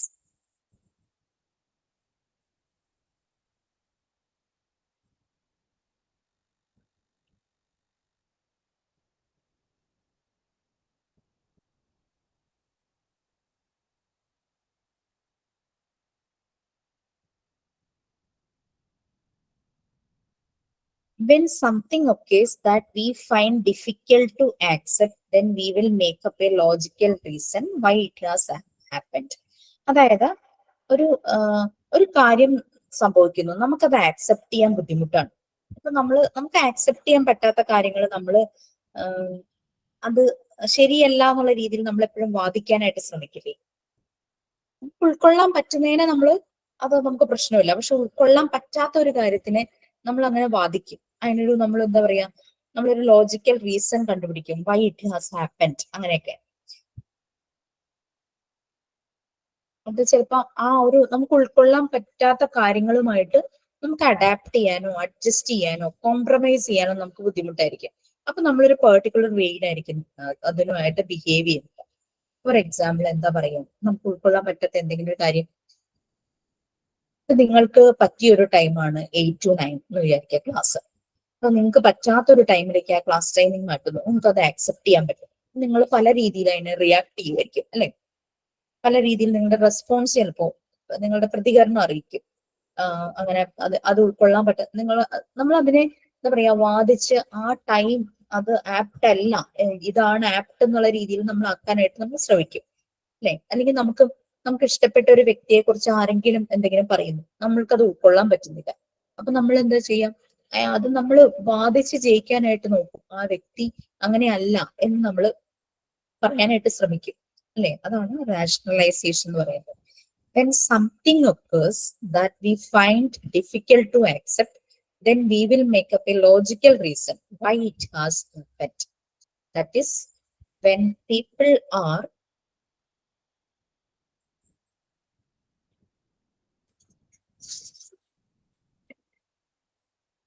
unable to cope with the reason, they behave in particular ways. They protect themselves by creating self-justifying explanation for their behavior. ഇപ്പം എനിക്ക് ഭയങ്കര പ്രിയപ്പെട്ട ഒരാളെ കുറിച്ച് വേറൊരാള്, ഒരു തേർഡ് പേഴ്സൺ നല്ലതല്ലാത്ത കാര്യം പറയുന്നു. അപ്പൊ ഞാൻ ഭയങ്കരമായിട്ട് ആ വ്യക്തിക്ക് വേണ്ടിയിട്ട് ഞാനങ്ങ് ഫൈറ്റ് ചെയ്യുന്ന പോലെ ഞാനങ്ങ് പല ജസ്റ്റിഫൈ ചെയ്യാനായിട്ട് നോക്കും. പറഞ്ഞ കാര്യം തെറ്റാണ്, അങ്ങനെയല്ല, ശരി, ഇതാണെന്ന് പറഞ്ഞ് ജസ്റ്റിഫൈ ചെയ്യാൻ നോക്കും. അപ്പൊ നമ്മളുടെ ബിഹേവിയർ തന്നെ അപ്പോ ശരിക്കും മാറും. നമ്മളുടെ ഒരു പെർട്ടിക്കുലർ വേയിലായിരിക്കും നമ്മളപ്പോ പെരുമാറുന്നത്. ഇതാണ് റാഷണലൈസേഷൻ എന്ന് പറയുന്നത്. It is one of the most famous mechanisms. എന്ന് സ്ക്രോൾ ചെയ്ത് വെക്കാം, നമുക്ക് എത്രത്തോളം കാണാൻ പറ്റുന്നുണ്ടെന്ന് അറിയില്ല.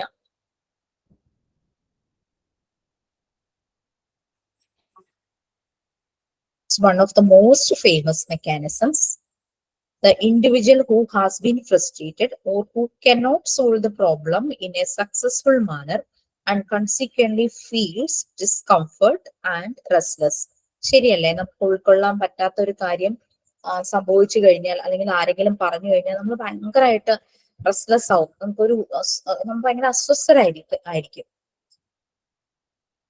Attempts to reduce his feelings of anxiety and guilt by using this device. നമുക്ക് പക്ഷെ ആഗ്രഹം എന്താ, അതിൽ നിന്ന് എങ്ങനെയെങ്കിലും ഒന്ന് റിലീവ് ആകണം എന്ന് ആഗ്രഹമുണ്ട്. മേ ബി ചിലപ്പോ 2-3 days എടുക്കും നമുക്ക് ഈ ഒരു പ്രശ്നത്തിൽ നിന്ന് മാറാൻ. നമ്മൾ എപ്പോ യൂസ് ചെയ്യുന്ന ഒരു ഡിഫൻസ് മെക്കാനിസം ആണ് റാഷണലൈസേഷൻ. പറയുന്നവർ പറയട്ടെ, എനിക്കിതാണ് ശരി. ആ ഒരു രീതിയിൽ നമ്മൾ ചിലപ്പോ 2-3 days എടുത്ത് അല്ലെങ്കിൽ ചിലർക്ക് കുറച്ച് മണിക്കൂറുകൾ എടുത്ത് അവരെ നോർമലൈസ് ആവാനായിട്ട് ശ്രമിക്കും. അത് എന്റെ ഫ്രണ്ട്, എനിക്ക് അവരെ അറിയാം, പറയുന്നവര് പറയട്ടെ, എനിക്ക് അറിയാം ഇതാണ് സത്യം, അങ്ങനെയൊക്കെ പറഞ്ഞ് നമ്മൾ ചില സമയത്ത് ആ സിറ്റുവേഷനുമായിട്ട് നമ്മൾ കോപ്പപ്പ് ആവും. May be we will take 2 or 3 days അല്ലെങ്കിൽ 1 day അല്ലെങ്കിൽ സം അവേഴ്സ്. ആ ഒരു രീതിയിൽ നമുക്കത് കോപ്പപ്പ് ചെയ്യാനായിട്ട് പറ്റും. അപ്പൊ നമ്മൾ പറഞ്ഞ കോമ്പൻസേഷൻ, റാഷണലൈസേഷൻ ക്ലിയർ ആയോ? കോമ്പൻസേഷൻ നമ്മൾ എന്തായിരുന്നു പറഞ്ഞത്? നമ്മളുടെ ഒരു കുറവിനെ നമ്മൾ മറയ്ക്കാനായിട്ട് ശ്രമിക്കുന്നു, നമ്മളുടെ വേറൊരു ക്വാളിറ്റീനെ എക്സാജറേറ്റ് ചെയ്ത് ഹൈലൈറ്റ് ചെയ്തിട്ട്. അതാണ് കോമ്പൻസേഷൻ. ഇപ്പം എന്താ പറയാ, ഒരു കുട്ടിക്ക് നല്ലതുപോലെ എഴുതാൻ അറിയില്ല, പക്ഷെ അവള് നല്ലപോലെ പാടും. സോ അവള് വിചാരിക്കും, എനിക്ക് എഴുതാൻ അറിയില്ലെങ്കിലും എന്താ, ഞാൻ നന്നായി പാടുള്ളൂ. സോ അതൊരു സെൽഫ് ഡിഫൻസ് ആണല്ലേ. എനിക്ക് എഴുതാൻ അറിയില്ല, പക്ഷെ എനിക്ക് പാടാൻ നന്നായിട്ട് അറിയാം, അല്ലെങ്കിൽ എനിക്ക് വരയ്ക്കാൻ നന്നായിട്ട് അറിയാം. സോ അതൊരു സെൽഫ് ഡിഫൻസ് ആണ്, കോമ്പൻസേഷൻ. നെക്സ്റ്റ് നമ്മൾ പറഞ്ഞത് റാഷണലൈസേഷൻ ആണ്. നമുക്ക് ഉൾക്കൊള്ളാൻ പറ്റാത്ത ഒരു കാര്യം വന്നു കഴിഞ്ഞാൽ നമ്മൾ പല രീതിയിൽ ജസ്റ്റിഫൈ ചെയ്യാൻ നോക്കും. നമ്മളുടെ ബിഹേവിയർ തന്നെ ചേഞ്ചസ് വരും, പക്ഷെ നമ്മൾ പിന്നെ അതുമായിട്ട് കോപ്പപ്പ് ആവുന്നു. അതാണ് റാഷണലൈസേഷൻ. ഭയങ്കര റെസ്റ്റ്ലെസ് ആവും, ആർക്കും ഇഷ്ടമല്ല ഫ്രസ്ട്രേറ്റഡ് ആയിട്ടും അസ്വസ്ഥമായിട്ടും ഇരിക്കാൻ. നമ്മൾ അതുമായിട്ടൊന്ന് ചെയ്യും. പറയുന്നവര് പറഞ്ഞോട്ടെ, എനിക്കത് അക്സെപ്റ്റ് ചെയ്യാൻ പറ്റില്ല, അത് എന്റെ രീതി എന്ന് നമ്മൾ വിചാരിക്കും. ഇനി പ്രൊജക്ഷൻ, അടുത്തത്. പ്രൊജക്ഷൻ എന്ന് പറഞ്ഞു കഴിഞ്ഞാൽ ശരിക്കും എന്താന്ന് വെച്ച് കഴിഞ്ഞാൽ നമുക്ക് ചില എന്താ പറയാ ഡെഫിഷ്യൻസി ഒക്കെ വരും. ആ ഡെഫിഷ്യൻസി നമ്മൾ ചില മറ്റുള്ളവരിലേക്ക് അസൈൻ ചെയ്യും, അവരിലേക്ക് അങ്ങോട്ട് അസൈൻ ചെയ്തു കൊടുക്കും നമ്മളുടെ ആ ഡിഫിഷ്യൻസി. അതാണ് ശരിക്കും പ്രൊജക്ഷനിൽ വരുന്നത്. നമ്മളുടെ പ്രശ്നം വേറൊരാളിലേക്ക് നമ്മളങ്ങ് അടിച്ചേൽപ്പിക്കുന്നു, വേറൊരാളിലേക്ക് അസൈൻ ചെയ്യും. വി ഓഫൺ അസ്ക്രൈബ് എന്ന് പറഞ്ഞു കഴിഞ്ഞാല് അസൈൻ ടു അതേഴ്സ് അവർ ഷോർട്ട്കമ്മിങ്സ് എന്ന് പറഞ്ഞാൽ deficiency, shortcomings, deserves or moral defects as a way of lessening our sense of guilt or inadequacy. Inadequacy എന്ന് പറഞ്ഞാൽ deficiency. We may have certain falling and undesirable behavior traits or motives and feel scanty എന്ന് പറഞ്ഞു കഴിഞ്ഞാൽ revealing, വെളിപ്പെടുത്തുന്ന. But instead of acknowledging them, we call attention to the same trait in others. എനിക്കൊരു പ്രശ്നമുണ്ട്, ഞാനിപ്പം ഇടയ്ക്കിടയ്ക്ക് നഖം കടിക്കുന്നു എന്ന് വിചാരിക്കാം. മറ്റേ ആളും അത് ചെയ്യുന്നുണ്ട്, പിന്നെ എന്താ കുഴപ്പം, അങ്ങനെ വിചാരിക്കും അല്ലെ. അല്ലെങ്കിൽ ഞാൻ ഒരു എക്സാമിന് ഞാൻ തോറ്റുപോയി, ഞാൻ നോക്കുമ്പോ എന്റെ ഒപ്പം പരീക്ഷ എഴുതി 20 പേര് പരീക്ഷ എഴുതി, അതിൽ 5 പേര് ഫെയിലായി. ഞാൻ മാത്രല്ല വേറെയും ആൾക്കാർ ഫെയിൽ ആയിട്ടുണ്ട്. സോ അതാണ്, നമുക്കൊരു ഡെഫിഷ്യൻസി വരുമ്പോൾ നമ്മളത് വേറൊരാളിലേക്ക് അസൈൻ ചെയ്യും. അങ്ങനെ ചെയ്ത് നമ്മൾ സമാധാനിക്കും. That is projection. ക്ലിയർ ആയോ? പാരഗ്രാഫ് നിങ്ങൾ വായിക്കുമ്പോൾ എന്താ സാധനം എന്നൊക്കെ മനസ്സിലാവാൻ ബുദ്ധിമുട്ടുണ്ടാവും, പക്ഷെ ഇങ്ങനെ എക്സാമ്പിൾസ് നമുക്ക് റിലേറ്റ് ചെയ്ത് കഴിഞ്ഞു കഴിഞ്ഞാൽ നമുക്കത് ഈസി ആയിരിക്കും. ഓക്കെ,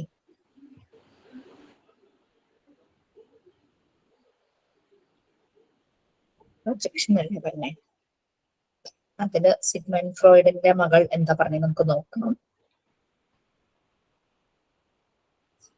സൈക്കോളജിക്കൽ ഡിഫൻസ് മെക്കാനിസം ആണ് അന്ന ഫ്രോയിഡ്, അതാണ് അവരുടെ പേര് കേട്ടോ. ഈ വരുന്ന അൺവാണ്ടഡ് തോട്ട്സ്, ഫീലിങ്സ് എല്ലാം വേറൊരാളുകളിലേക്ക് അവര് അങ്ങ് അസൈൻ ചെയ്യുവാണ്. അതാണ് പ്രൊജക്ഷൻ എന്ന് പറയുന്നത്. ഇത് പ്രൊജക്ഷന് അന്ന ഫ്രോയിഡ് വേറൊരു പേര് പറഞ്ഞു, ഡിസ്പ്ലേസ്മെന്റ് ഔട്ട്വേർഡ്. നമ്മളിലുള്ള സാധനത്തിനെ വേറൊരു പുറത്തേക്ക് ഡിസ്പ്ലേസ് ചെയ്യും, അതാണ് ഡിസ്പ്ലേസ്മെന്റ് ഔട്ട്വേർഡ്. നമുക്ക് നമ്മുടെ പ്രശ്നമാണ്, പക്ഷെ നമുക്കെതിരെ തിരിഞ്ഞ് അത് കറക്റ്റ് ചെയ്യാതെ അത് വേറൊരാളിലേക്കും കൂടെ അങ്ങ് അസൈൻ ചെയ്ത് വെക്കും.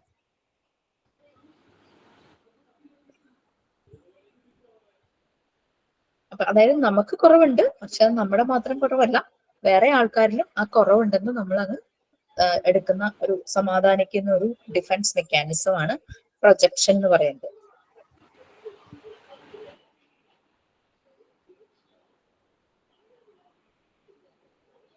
അതുപോലെ തന്നെ ഇപ്പം നമ്മളെ ഒരാൾക്ക് ഇഷ്ടമല്ല എന്ന് നമുക്കറിയാം. ഓക്കെ, അപ്പൊ നമ്മൾ ആ പ്രോബ്ലത്തിന് എന്താ ചെയ്യുന്നത്? നമ്മൾ അങ്ങ് സിംപ്ലി അങ്ങ് വിചാരിക്കും അവര് നമ്മളെ ഇഷ്ടമില്ലാത്തതുകൊണ്ടാണ് നമുക്ക് അവരെ ഇഷ്ടമില്ലാത്തത്. അതെല്ലാം ഈ പ്രൊജക്ഷന്റെ ഒരു എക്സാമ്പിൾ ആണ്. നമ്മളുടെ ഫ്ലോസ് നമ്മൾ മറ്റുള്ളവരിലേക്കും കൂടെ അസൈൻ ചെയ്യും. നമുക്കൊരാളെ ഇഷ്ടമല്ല, അയാൾക്ക് എന്നെ ഇഷ്ടമല്ല, സോ നമ്മളത് അങ്ങോട്ടും ഇങ്ങോട്ടും അസൈൻ ചെയ്യുവാണ് ആ ഹേട്രഡ്. ടേണിങ് അഗെയിൻസ്റ്റ് സെൽഫ്, നമുക്കെതിരെ തന്നെ അതാകാതെ മറ്റുള്ളവരിലേക്ക് നമ്മളത് മാറ്റി ചാർത്തി കൊടുക്കുന്ന രീതിയാണ് പ്രൊജക്ഷൻ.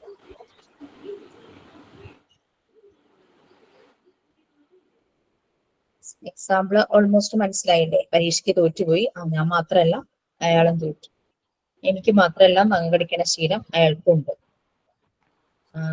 എന്താ പറയാ, എന്നെ അയാൾക്ക് ഇഷ്ടമല്ല, എനിക്കും അയാളെ ഇഷ്ടമല്ല. അതെല്ലാം പ്രൊജക്ഷന്റെ എക്സാമ്പിൾസ് ആയിട്ട് വരും.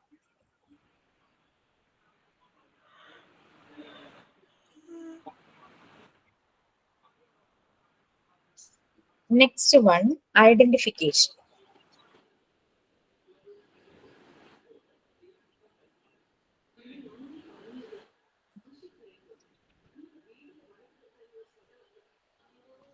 ഇത് എന്ന് പറഞ്ഞു കഴിഞ്ഞാൽ the process of recognizing something or someone by remembering.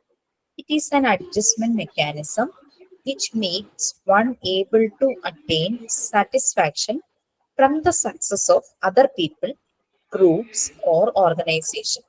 Here, worshipping is also a form of identification. ഇതൊരു അഡ്ജസ്റ്റ്മെന്റ് മെക്കാനിസം ആണ്. നമ്മൾ എന്തിനെങ്കിലും റെക്കഗ്നൈസ് ചെയ്യുന്നു, എന്തിനെയോ ആരെയെങ്കിലും റെക്കഗ്നൈസ് ചെയ്യുന്നു, അത് ആക്സെപ്റ്റ് ചെയ്യുന്നു, അതാണ് ഐഡന്റിഫിക്കേഷൻ എന്ന് പറയുന്നത്.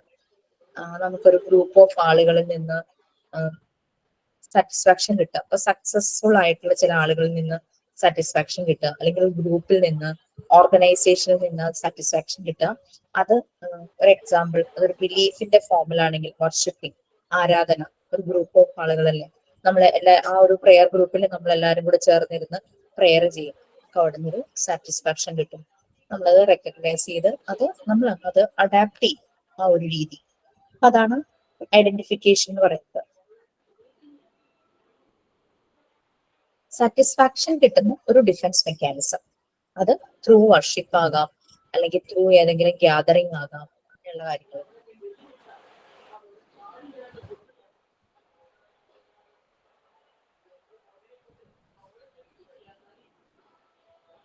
അന്ന ഫ്രോയിഡ് എന്താ ഇതിങ്ങനെ പറഞ്ഞിട്ടുണ്ടോ നോക്കട്ടെ കേട്ടോ.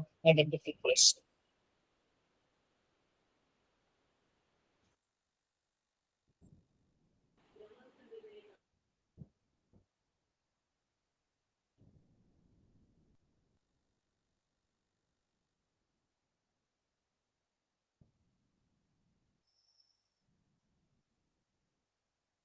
Okay, it involves the victim adopting the behavior of a person who is more powerful and hostile towards them. അതായത് ഇപ്പൊ നമുക്ക് നമ്മളെക്കാളും സക്സസ് ആയിട്ടുള്ള ഒരാള് അല്ലെങ്കിൽ കുറച്ചുകൂടെ പവർ തോന്നിക്കുന്ന ഒരാളെ കാണുമ്പോൾ നമ്മൾ അവരെ അഡോപ്റ്റ് ചെയ്യും. അത് ആണ് ഐഡന്റിഫിക്കേഷൻ എന്ന് പറയുന്നത്. എപ്പോഴും ഒരു ലീഡറിനെ ഫോളോ ചെയ്ത് കുറെ ആൾക്കാരുണ്ടാവും. ലീഡർ പറയുന്ന കാര്യങ്ങൾ കേൾക്കുന്നു, ലീഡർ പറയുന്ന പോലെ ചെയ്യുന്നു, അല്ലെ? ഇപ്പൊ ത്രൂ വർഷിപ്പ് നമ്മൾക്ക് വേണ്ടിയിട്ട് പ്രെയർ പറഞ്ഞു തരുന്ന ഒരാള്, അങ്ങനെ എന്തെങ്കിലും നമ്മൾക്ക് വർഷിപ്പിൽ മെയിൻ ആയിട്ട് ലീഡ് ചെയ്യുന്ന ഒരാളുണ്ടെങ്കിൽ അവരെയൊക്കെ നമ്മൾ പെട്ടെന്ന് ആക്സെപ്റ്റ് ചെയ്യും. നമ്മൾക്ക് ആ ഒരു രീതി ഇഷ്ടമാണെങ്കിൽ നമ്മളത് ആക്സെപ്റ്റ് ചെയ്യും. പിന്നെ നമ്മൾ ഒരു ഗ്രൂപ്പ് ഉണ്ട്, ഗ്രൂപ്പിൽ നമ്മൾ ലീഡ് ചെയ്യുന്ന ഒരു വ്യക്തിയെ നമ്മൾ ആക്സെപ്റ്റ് ചെയ്യുവാണെങ്കിൽ നമ്മൾ അവർ പറയുന്ന കാര്യങ്ങളെല്ലാം ശ്രദ്ധിക്കുന്നു, അവരെ ആക്സെപ്റ്റ് ചെയ്യും. അതാണ് ഐഡന്റിഫിക്കേഷൻ എന്ന് പറയുന്നത്.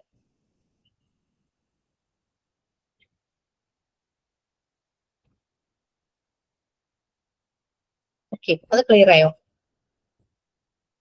ഇപ്പൊ ഒരു പർട്ടിക്കുലർ ഗ്രൂപ്പ് ഉണ്ട്, സോൾജിയേഴ്സിന്റെ ഗ്രൂപ്പാണെന്ന് വിചാരിച്ചു. അവരെ ലീഡ് ചെയ്യുന്ന ക്യാപ്റ്റൻ, ആർമിയുടെ മെയിൻ ആയിട്ടുള്ള ആളെടുത്ത് തരുക. അപ്പൊ അയാളുടെ സക്സസ് അല്ലെങ്കിൽ അയാളുടെ രീതികളെ ആക്സെപ്റ്റ് ചെയ്ത് എടുക്കുന്ന ഒരു ഡിഫൻസ് മെക്കാനിസം ആണ് ഐഡന്റിഫിക്കേഷൻ എന്ന് പറയുന്നത്. നമുക്കും അങ്ങനെ തന്നെ, നമുക്ക് പെട്ടെന്ന് ഒരാളോട് നമ്മൾ ഗോഡ് ഫാദർന്നോ അങ്ങനെ എന്തെങ്കിലുമൊക്കെ പറയില്ലേ, ചില ആളുകളെ നമ്മൾ അവരെ ഫോളോ ചെയ്യും, അവരുടെ രീതികൾ താല്പര്യപ്പെട്ട് നമ്മൾ അവരെ ഫോളോ ചെയ്യുവാണെങ്കിൽ that is an adjustment mechanism identification. നമുക്ക് നമ്മൾ പോകുന്ന നമ്മൾ വർഷിപ്പ് ചെയ്യുന്ന പ്ലേസസ് ഉണ്ടാകും. ഇപ്പോൾ മസ്ജിദ് ഉണ്ടാകും, ചേർച്ച് ഉണ്ടാകും, ടെമ്പിൾ ഉണ്ടാകും. അവിടെ നമുക്ക് പ്രേയറിന്റെ കാര്യങ്ങളെല്ലാം പറഞ്ഞു തന്ന് നമ്മൾ ലീഡ് ചെയ്യുന്ന ഒരാളുണ്ടെങ്കിൽ നമ്മൾ അയാളെ ഫോളോ ചെയ്യും. So that is an identification example. Next, substitution.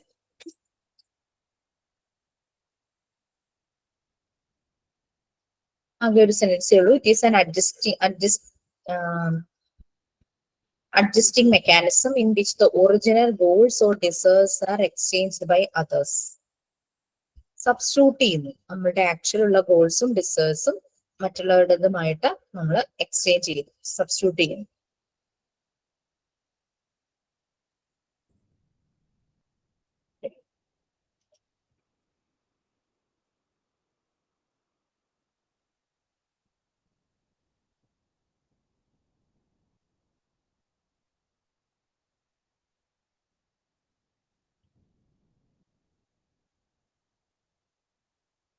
അതിനെപ്പറ്റി അന്ന ഫ്രോയിഡ് ഒന്നും പറഞ്ഞിട്ടില്ല. ഇപ്പൊ എനിക്ക് കുറച്ച് ഗോൾസ് ഉണ്ട്, ഡിസയേഴ്സ് ഉണ്ട്. അത് വേറൊരാളുടെ കാണുമ്പോൾ അതുമായിട്ട് ചിലപ്പോ ഇപ്പൊ തന്നെ കുട്ടികൾ +2 കഴിയുമ്പോൾ എന്തെടുക്കണം, ആദ്യം അവർക്കൊരു ഗോൾ സെറ്റ് ചെയ്ത് വെച്ചിട്ടുണ്ടാവും. പക്ഷെ വേറെ ചിലതിനെ കുറിച്ച് അറിയുമ്പോൾ ചിലർക്ക് ടീച്ചർ ആയാൽ മതി, അപ്പൊ ആ രീതിയിലുള്ള കോഴ്സ് എടുക്കുന്നു. ചിലർക്ക് എത്രയും പെട്ടെന്ന് പുറത്ത് ഓവർസീസിൽ ജോബ് കിട്ടണം, അവിടെ ജോലി കിട്ടാൻ ചാൻസ് ഉള്ളത് ഏതാന്നുള്ളത് ആയിരിക്കാം പിന്നെ അപ്പോഴത്തെ ഒരു ഡിസയർ. അപ്പൊ വേറൊരാൾ അങ്ങനെ പോയി അയാൾ അത് അച്ചീവ് ചെയ്തു എന്ന് കാണുമ്പോൾ അതുമായിട്ട് എക്സ്ചേഞ്ച് ചെയ്യുവാണ്. അതുവരെയും ചിലപ്പോൾ ടീച്ചറായാൽ മതി, അല്ലെങ്കിൽ സോൾജിയർ ആയാൽ മതി, എയർഫോഴ്സിൽ പോയാൽ മതി എന്ന് പറഞ്ഞിട്ട് ആളുണ്ടാവുമായിരിക്കും. പക്ഷെ ഓവർസീസിൽ നല്ല സാലറി ജോബ് വേണം, അത് ഷോർട്ട് ടേമിൽ തന്നെ പെട്ടെന്ന് തന്നെ പഠിച്ചു കഴിഞ്ഞു കഴിഞ്ഞാൽ അവിടെ പെട്ടെന്ന് ജോലിക്ക് വരണം. എന്നാൽ പിന്നെ നഴ്സിംഗ് പഠിച്ച് അങ്ങനെ പോയ കുറെ പേരെ കാണും. സോ അവരുമായിട്ട് അവരുടെ ഡിസയർ, അവരുടെ ആ ഗോളായിരിക്കും പിന്നെ ഇവരുടെ, അവിടെ ഒരു എക്സ്ചേഞ്ച് നടക്കുകയാണ്. Okay, next sublimation. സബ്ലിമേഷൻ അന്ന ഫ്രോയിഡ് എന്തോ പറഞ്ഞിട്ടുണ്ട്.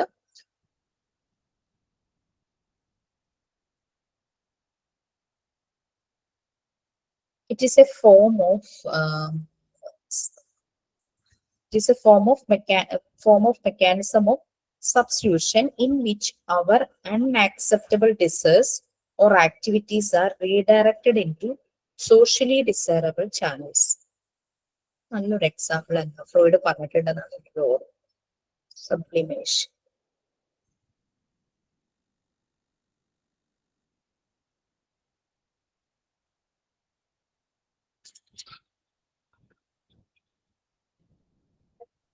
ഓക്കെ, ഈ സബ്ലിമേഷൻ ഒരു എക്സാമ്പിൾ പറയുവാണെങ്കിൽ ഈ സെക്ഷൽ ലൈഫ് എന്ന് പറഞ്ഞു കഴിഞ്ഞാൽ അത് സോഷ്യലി ഡിസൈറബിൾ ചാനലിൽ വരണമെങ്കിൽ എന്തായിരിക്കണം? സൊസൈറ്റി ആക്സെപ്റ്റ് ചെയ്യുന്ന സെക്ഷൽ ലൈഫ് എങ്ങനെയാണ്? മാരീഡ് ലൈഫാണ് അല്ലെ? അല്ലാതെ ഒരു സെക്ഷൽ ലൈഫ് സൊസൈറ്റി ആക്സെപ്റ്റ് ചെയ്യുമോ? എക്സാമ്പിൾ ആണ് sublimation. So through married life only അത് നടക്കണം. അത് സോഷ്യലി ഡിസൈറബിൾ ആയിട്ടുള്ള ചാനൽസിലൂടെ നമ്മളുടെ ചില ഡിസയേഴ്സും ആക്ടിവിറ്റീസും ചെയ്യുക, അതാണ് സബ്ലിമേഷൻ എന്ന് പറയുന്നത്. ക്ലിയർ ആയോ? സൊസൈറ്റി അംഗീകരിക്കണമെങ്കിൽ രണ്ടുപേര് തമ്മിൽ അവരുടെ പാരന്റ്സിന്റെ സമ്മതത്തോടെയോ അല്ലെങ്കിൽ എങ്ങനെയാന്ന് വെച്ചാൽ അത് ലീഗലി രജിസ്റ്റേർഡ് ആകുന്ന രീതിയിൽ മാരേജ് ചെയ്ത് അവരുടെ ലൈഫ് മുന്നോട്ട് പോകുന്നതാണ് സൊസൈറ്റി അക്സെപ്റ്റബിൾ ആയിട്ടുള്ള ഒരു സെക്ഷൽ മാരീഡ് ലൈഫ് എന്ന് പറയുന്നത്. ഓക്കെ, അപ്പൊ അത് സോഷ്യലി ഡിസൈറബിൾ ആയിട്ടുള്ള ചാനൽസിലൂടെ ആക്സെപ്റ്റ് ചെയ്യുന്ന രീതിയിൽ ഡിസേഴ്സും ആക്ടിവിറ്റീസും റീഡയറക്ട് ചെയ്യുന്നതാണ് സബ്ലിമേഷൻ എന്ന് പറയുന്നത്.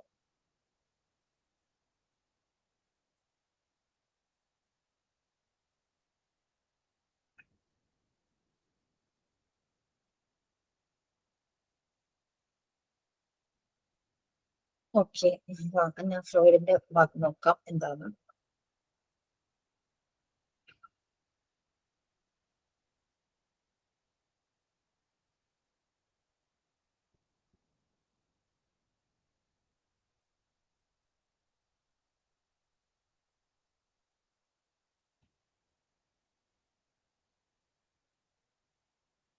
ഓക്കെ, നമുക്കറിയാം കുറെ ആർട്ടിസ്റ്റുകളും മ്യൂസീഷ്യൻസും എല്ലാം നമുക്ക് ചുറ്റുമുണ്ട്. ഭയങ്കര ഫേമസ് ആയിട്ടുള്ള ആർട്ടിസ്റ്റുകൾ ഉണ്ട്, ഫേമസ് ആയിട്ടുള്ള മ്യൂസീഷ്യൻസ് ഉണ്ട്. അവരെന്ന് പറഞ്ഞു കഴിഞ്ഞാൽ അവരെ എക്സ്പ്രസ് ചെയ്യുന്ന മീഡിയം എന്ന് പറഞ്ഞു കഴിഞ്ഞാൽ അവർ ചെയ്യുന്ന ആർട്ട് ഫോംസ്, അവർ ചെയ്യുന്ന മ്യൂസിക്, അതൊക്കെ ആയിരിക്കാം അവരെ എക്സ്പ്രസ് ചെയ്യുന്നത്. ത്രൂ ആർട്ട് ആൻഡ് മ്യൂസിക് ആയിരിക്കും ആ ഓരോ ഫീൽഡിലും പ്രഗത്ഭരായവർ ചെയ്യുന്നത്. അതുപോലെ തന്നെ സ്പോർട്സിലുള്ളവരുണ്ടായിരിക്കാം. ഈ സബ്ലിമേഷന്റെ ഒരു എക്സാമ്പിൾ ആണ്. It is a form of mechanism of substitution in which ever unacceptable desires or activities are redirected in to socially desirable channels. അപ്പൊ ഇവരുടെ ഫീലിങ്സ്, ഇതുപോലെ കാര്യങ്ങളെല്ലാം എക്സ്പ്രസ് ചെയ്യുന്നത് മീഡിയം അവരെന്തിനാണോ പ്രഗത്ഭര് അതിലേക്ക് മാറ്റി, ആർട്ട് ഓർ മ്യൂസിക്.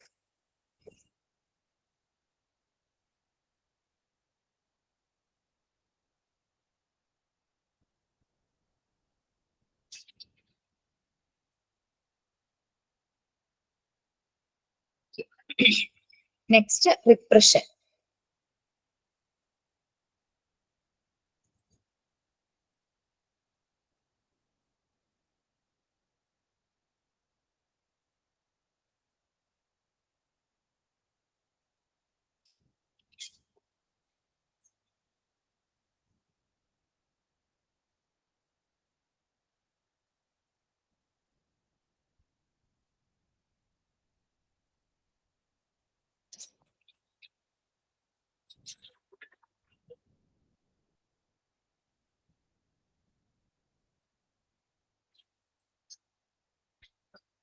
ഇതൊരു കെമിക്കൽ ഡിഫൻസ് മെക്കാനിസം ദാറ്റ്, ഞാൻ അതിലെയല്ല പറയുന്നത്, that protects you from impulses or ideas that would cause anxiety by preventing them from becoming conscious. Basic mechanism ആണ്. അവർ സ്ട്രോങ് ഇമോഷണൽ ഐഡിയാസ്, അതുപോലെ തന്നെ uncomfortable memories which do not agree with our social values and norms are split off from consciousness and thrown into the unconscious. In other words, it is a process of unconscious forgetfulness of our unpleasant and conflict producing emotions and desires. ചില കാര്യങ്ങൾ നമുക്ക് ഓർക്കാൻ ഇഷ്ടമുണ്ടാവില്ല, അതെങ്ങനെയെങ്കിലും നമ്മളുടെ മറന്നു പോകണം, നമ്മളുടെ ബോധത്തിൽ നിന്ന് പോകണം എന്ന് നമ്മൾ ആഗ്രഹിക്കേണ്ടായിരിക്കും. ഇതൊരു പ്രോസസ്സാണ്. ഇതുപോലുള്ളത് ഇമോഷൻസും ഡിസേഴ്സും നമുക്ക് അതിനെ മറക്കണം, ആ ഒരു രീതിയിലുള്ള ഒരു പ്രോസസ്സാണ്. ഓക്കെ, ഫ്രോയിഡ് അങ്ങനെയാണ് ഡിസ്ക്രൈബ് ചെയ്തിരിക്കുന്നത്. ബേസിക് മെക്കാനിസം, അതൊരു ബേസിക് മെക്കാനിസം ആണ്. നമ്മുടെ സ്ട്രോങ് ഇമോഷണൽ ഐഡിയാസും അൺകംഫർട്ടബിൾ മെമ്മറീസും അല്ല. നമുക്ക് ചിലപ്പോൾ നമുക്ക് മോശമല്ലാത്ത എന്തെങ്കിലും സംഭവിച്ചിട്ടുണ്ടാവാം, നമ്മളുടെ സോഷ്യൽ വാല്യൂസുമായിട്ടും എല്ലാമായിട്ടും മാച്ച് ആകാത്ത രീതിയിലുള്ളത്. അത് നമ്മളുടെ കോൺഷ്യസ് ആയിട്ടുള്ളതിൽ നിന്നും അത് പുറത്തേക്ക് പോകണം. ആ രീതിയിൽ നമ്മൾ ചെയ്യുന്ന ഒരു ഡിഫൻസ് മെക്കാനിസം ആണ് റിപ്രഷൻ എന്ന് പറയുന്നത്.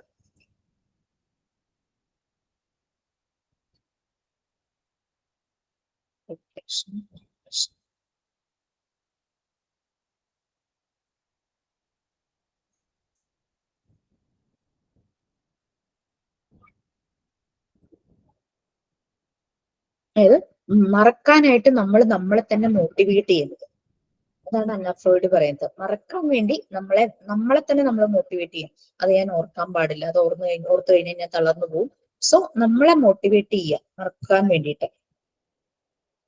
ചിലപ്പോൾ നമുക്ക് ഇഷ്ടമില്ലാത്ത രീതിയിലുള്ള ഒരു സംഭവം നടന്നിട്ടുണ്ടാകാം, അല്ലെങ്കിൽ ഇഷ്ടമില്ലാത്തൊരു സിറ്റുവേഷൻ, ഇഷ്ടമില്ലാത്തൊരു വ്യക്തിയുടെ ആയിട്ട് റിലേറ്റഡ് എന്തെങ്കിലും കാര്യങ്ങൾ, ഇതെല്ലാം നമ്മൾക്ക് ഇടയ്ക്ക് ഈ തോട്ട്സ് വരും. അപ്പൊ അതിനെ മറക്കാൻ വേണ്ടി നമ്മൾ നമ്മളെ തന്നെ പറഞ്ഞു പഠിപ്പിക്കുന്ന ഒരു ഡിഫൻസ് മെക്കാനിസമാണ് റിപ്രഷൻ. പക്ഷെ ഇതൊരു പലപ്പോഴും സക്സസ്ഫുൾ ആകാറില്ലല്ലേ. കാരണം എന്ന് വെച്ചാൽ നമ്മൾ എങ്ങനെയായാലും എന്തെങ്കിലുമൊക്കെ നമുക്ക് ഇങ്ങനെ തികട്ടി വരും. നമുക്ക് ഇഷ്ടമല്ലാത്ത കാര്യങ്ങളായിരിക്കും കൂടുതൽ നമുക്ക് ഓർമ്മയിൽ വരുന്നത്. ഓക്കെ, അത് ഒരു അത്ര ഒരു സക്സസ്ഫുൾ ഡിഫൻസ് മെക്കാനിസം ആകാറില്ല ലോങ് ടേം. ചിലപ്പോൾ കുറേ സമയങ്ങളൊക്കെ എടുക്കും. ഇതിനെ നമ്മളിങ്ങനെ ഡിസ്റ്റർബ് ചെയ്തുകൊണ്ടേയിരിക്കും. നമ്മളിങ്ങനെ ഡിസ്റ്റർബ് ചെയ്യുന്ന രീതിയിലുള്ള ഓർമ്മകളൊക്കെ ആയിരിക്കും. അതിനെ മറന്നു പോകുക എന്ന് പറഞ്ഞു കഴിഞ്ഞാൽ ഒരു ചിലപ്പോൾ ലോങ് ടേം പ്രോസസ് നടക്കും. അല്ലെങ്കിൽ നമുക്ക് വേറൊരു രീതിയിൽ അതിനെ ഓവർകം ചെയ്യുന്ന രീതിയിൽ എന്തെങ്കിലും സിറ്റുവേഷൻസ് നമ്മുടെ ലൈഫിൽ നടക്കും.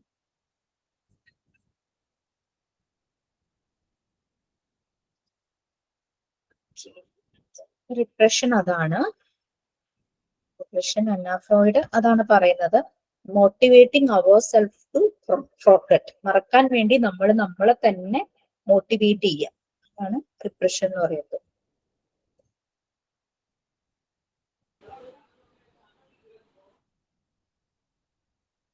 നെക്സ്റ്റ്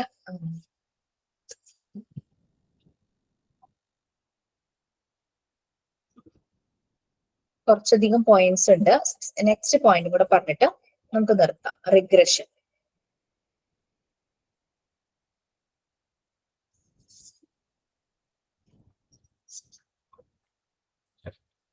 റിഗ്രഷൻ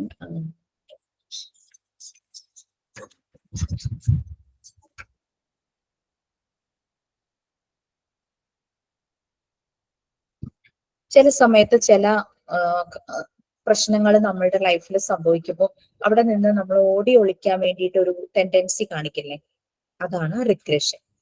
ആ ഭാഗത്ത് നിന്ന് എങ്ങനെയെങ്കിലും ഒന്ന് ഒളിച്ചോടി പോകണം എന്നുള്ള പോലെയുള്ള തോട്ട്സ് നമുക്ക് വരും. സോ അതാണ് റിഗ്രഷൻ എന്ന് പറയുന്നത്. Some people do not come across the problems of life it strain and stress in a mature way. കാരണം ചില പ്രശ്നങ്ങൾ വരുമ്പോൾ അതിനെ മെച്യൂർ ആയിട്ട് ഹാൻഡിൽ ചെയ്യാൻ പറ്റുന്നില്ല. എത്രയും പെട്ടെന്ന് അവിടെ നിന്ന് ഓടി ഒളിക്കും. They revert or go back to an immature or childish level of behavior and thus avoid the pain, suffering, a conflict or tension. This mode of behavior is called regression. ഒരു പ്രശ്നം വരുമ്പോൾ അവിടെ നിന്ന് ഒരു ഇമ്മച്വർ ആയിട്ട് രീതിയിൽ childish ആയിട്ട് അങ്ങനെ ഓടി മാറുന്നതാണ് റിഗ്രഷൻ എന്ന് പറയുന്നത്. എന്തെങ്കിലും സ്ട്രെസ് ഒക്കെ വരുമ്പോഴേക്കും അവിടെ നിന്ന് പെട്ടെന്ന് മാറുക, അതാണ്.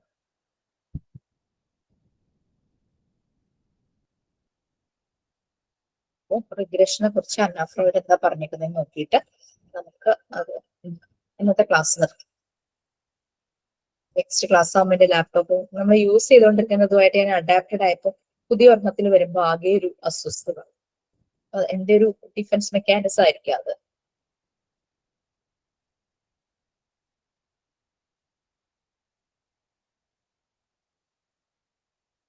ഒരു റിട്രീറ്റ് പോലെയാണ് റിഗ്രഷൻ എന്നുള്ള ഡിഫൻസ് മെക്കാനിസത്തിനെ അന്ന ഫ്രോയിഡ് പറയുന്നത്. ഒരു പ്രശ്നം വരുമ്പോൾ അവിടെ നിന്ന് പെട്ടെന്ന് അങ്ങ് മാറുക, ഒരു ചൈൽഡിഷ് രീതിയിൽ, ഒരു ഇമ്മച്വർ രീതിയിൽ നമുക്ക് സേഫ് ആയിട്ട് തോന്നുന്ന ഒരു ഭാഗത്തേക്ക് ഓടിപ്പോവുക. When we are troubled or frightened, our behaviors often become more childish or primitive. നമുക്ക് ഇതുപോലെ ട്രബിൾ, ഒരു സ്ട്രെസ് ഒക്കെ വരുമ്പോൾ നമ്മൾ അങ്ങ് ചൈൽഡിഷ് ആവുന്നു. ചൈൽഡിഷ് ആവുക എന്നുള്ളത് എന്താ, കുട്ടികൾക്ക് പ്രശ്നങ്ങളെ പറ്റി കൂടുതൽ അറിയില്ലല്ലോ, സ്ട്രെസ് എന്താന്ന് അറിയില്ലല്ലോ. ആ ഒരു രീതിയിൽ കുട്ടികളെ പോലെ ആവുക.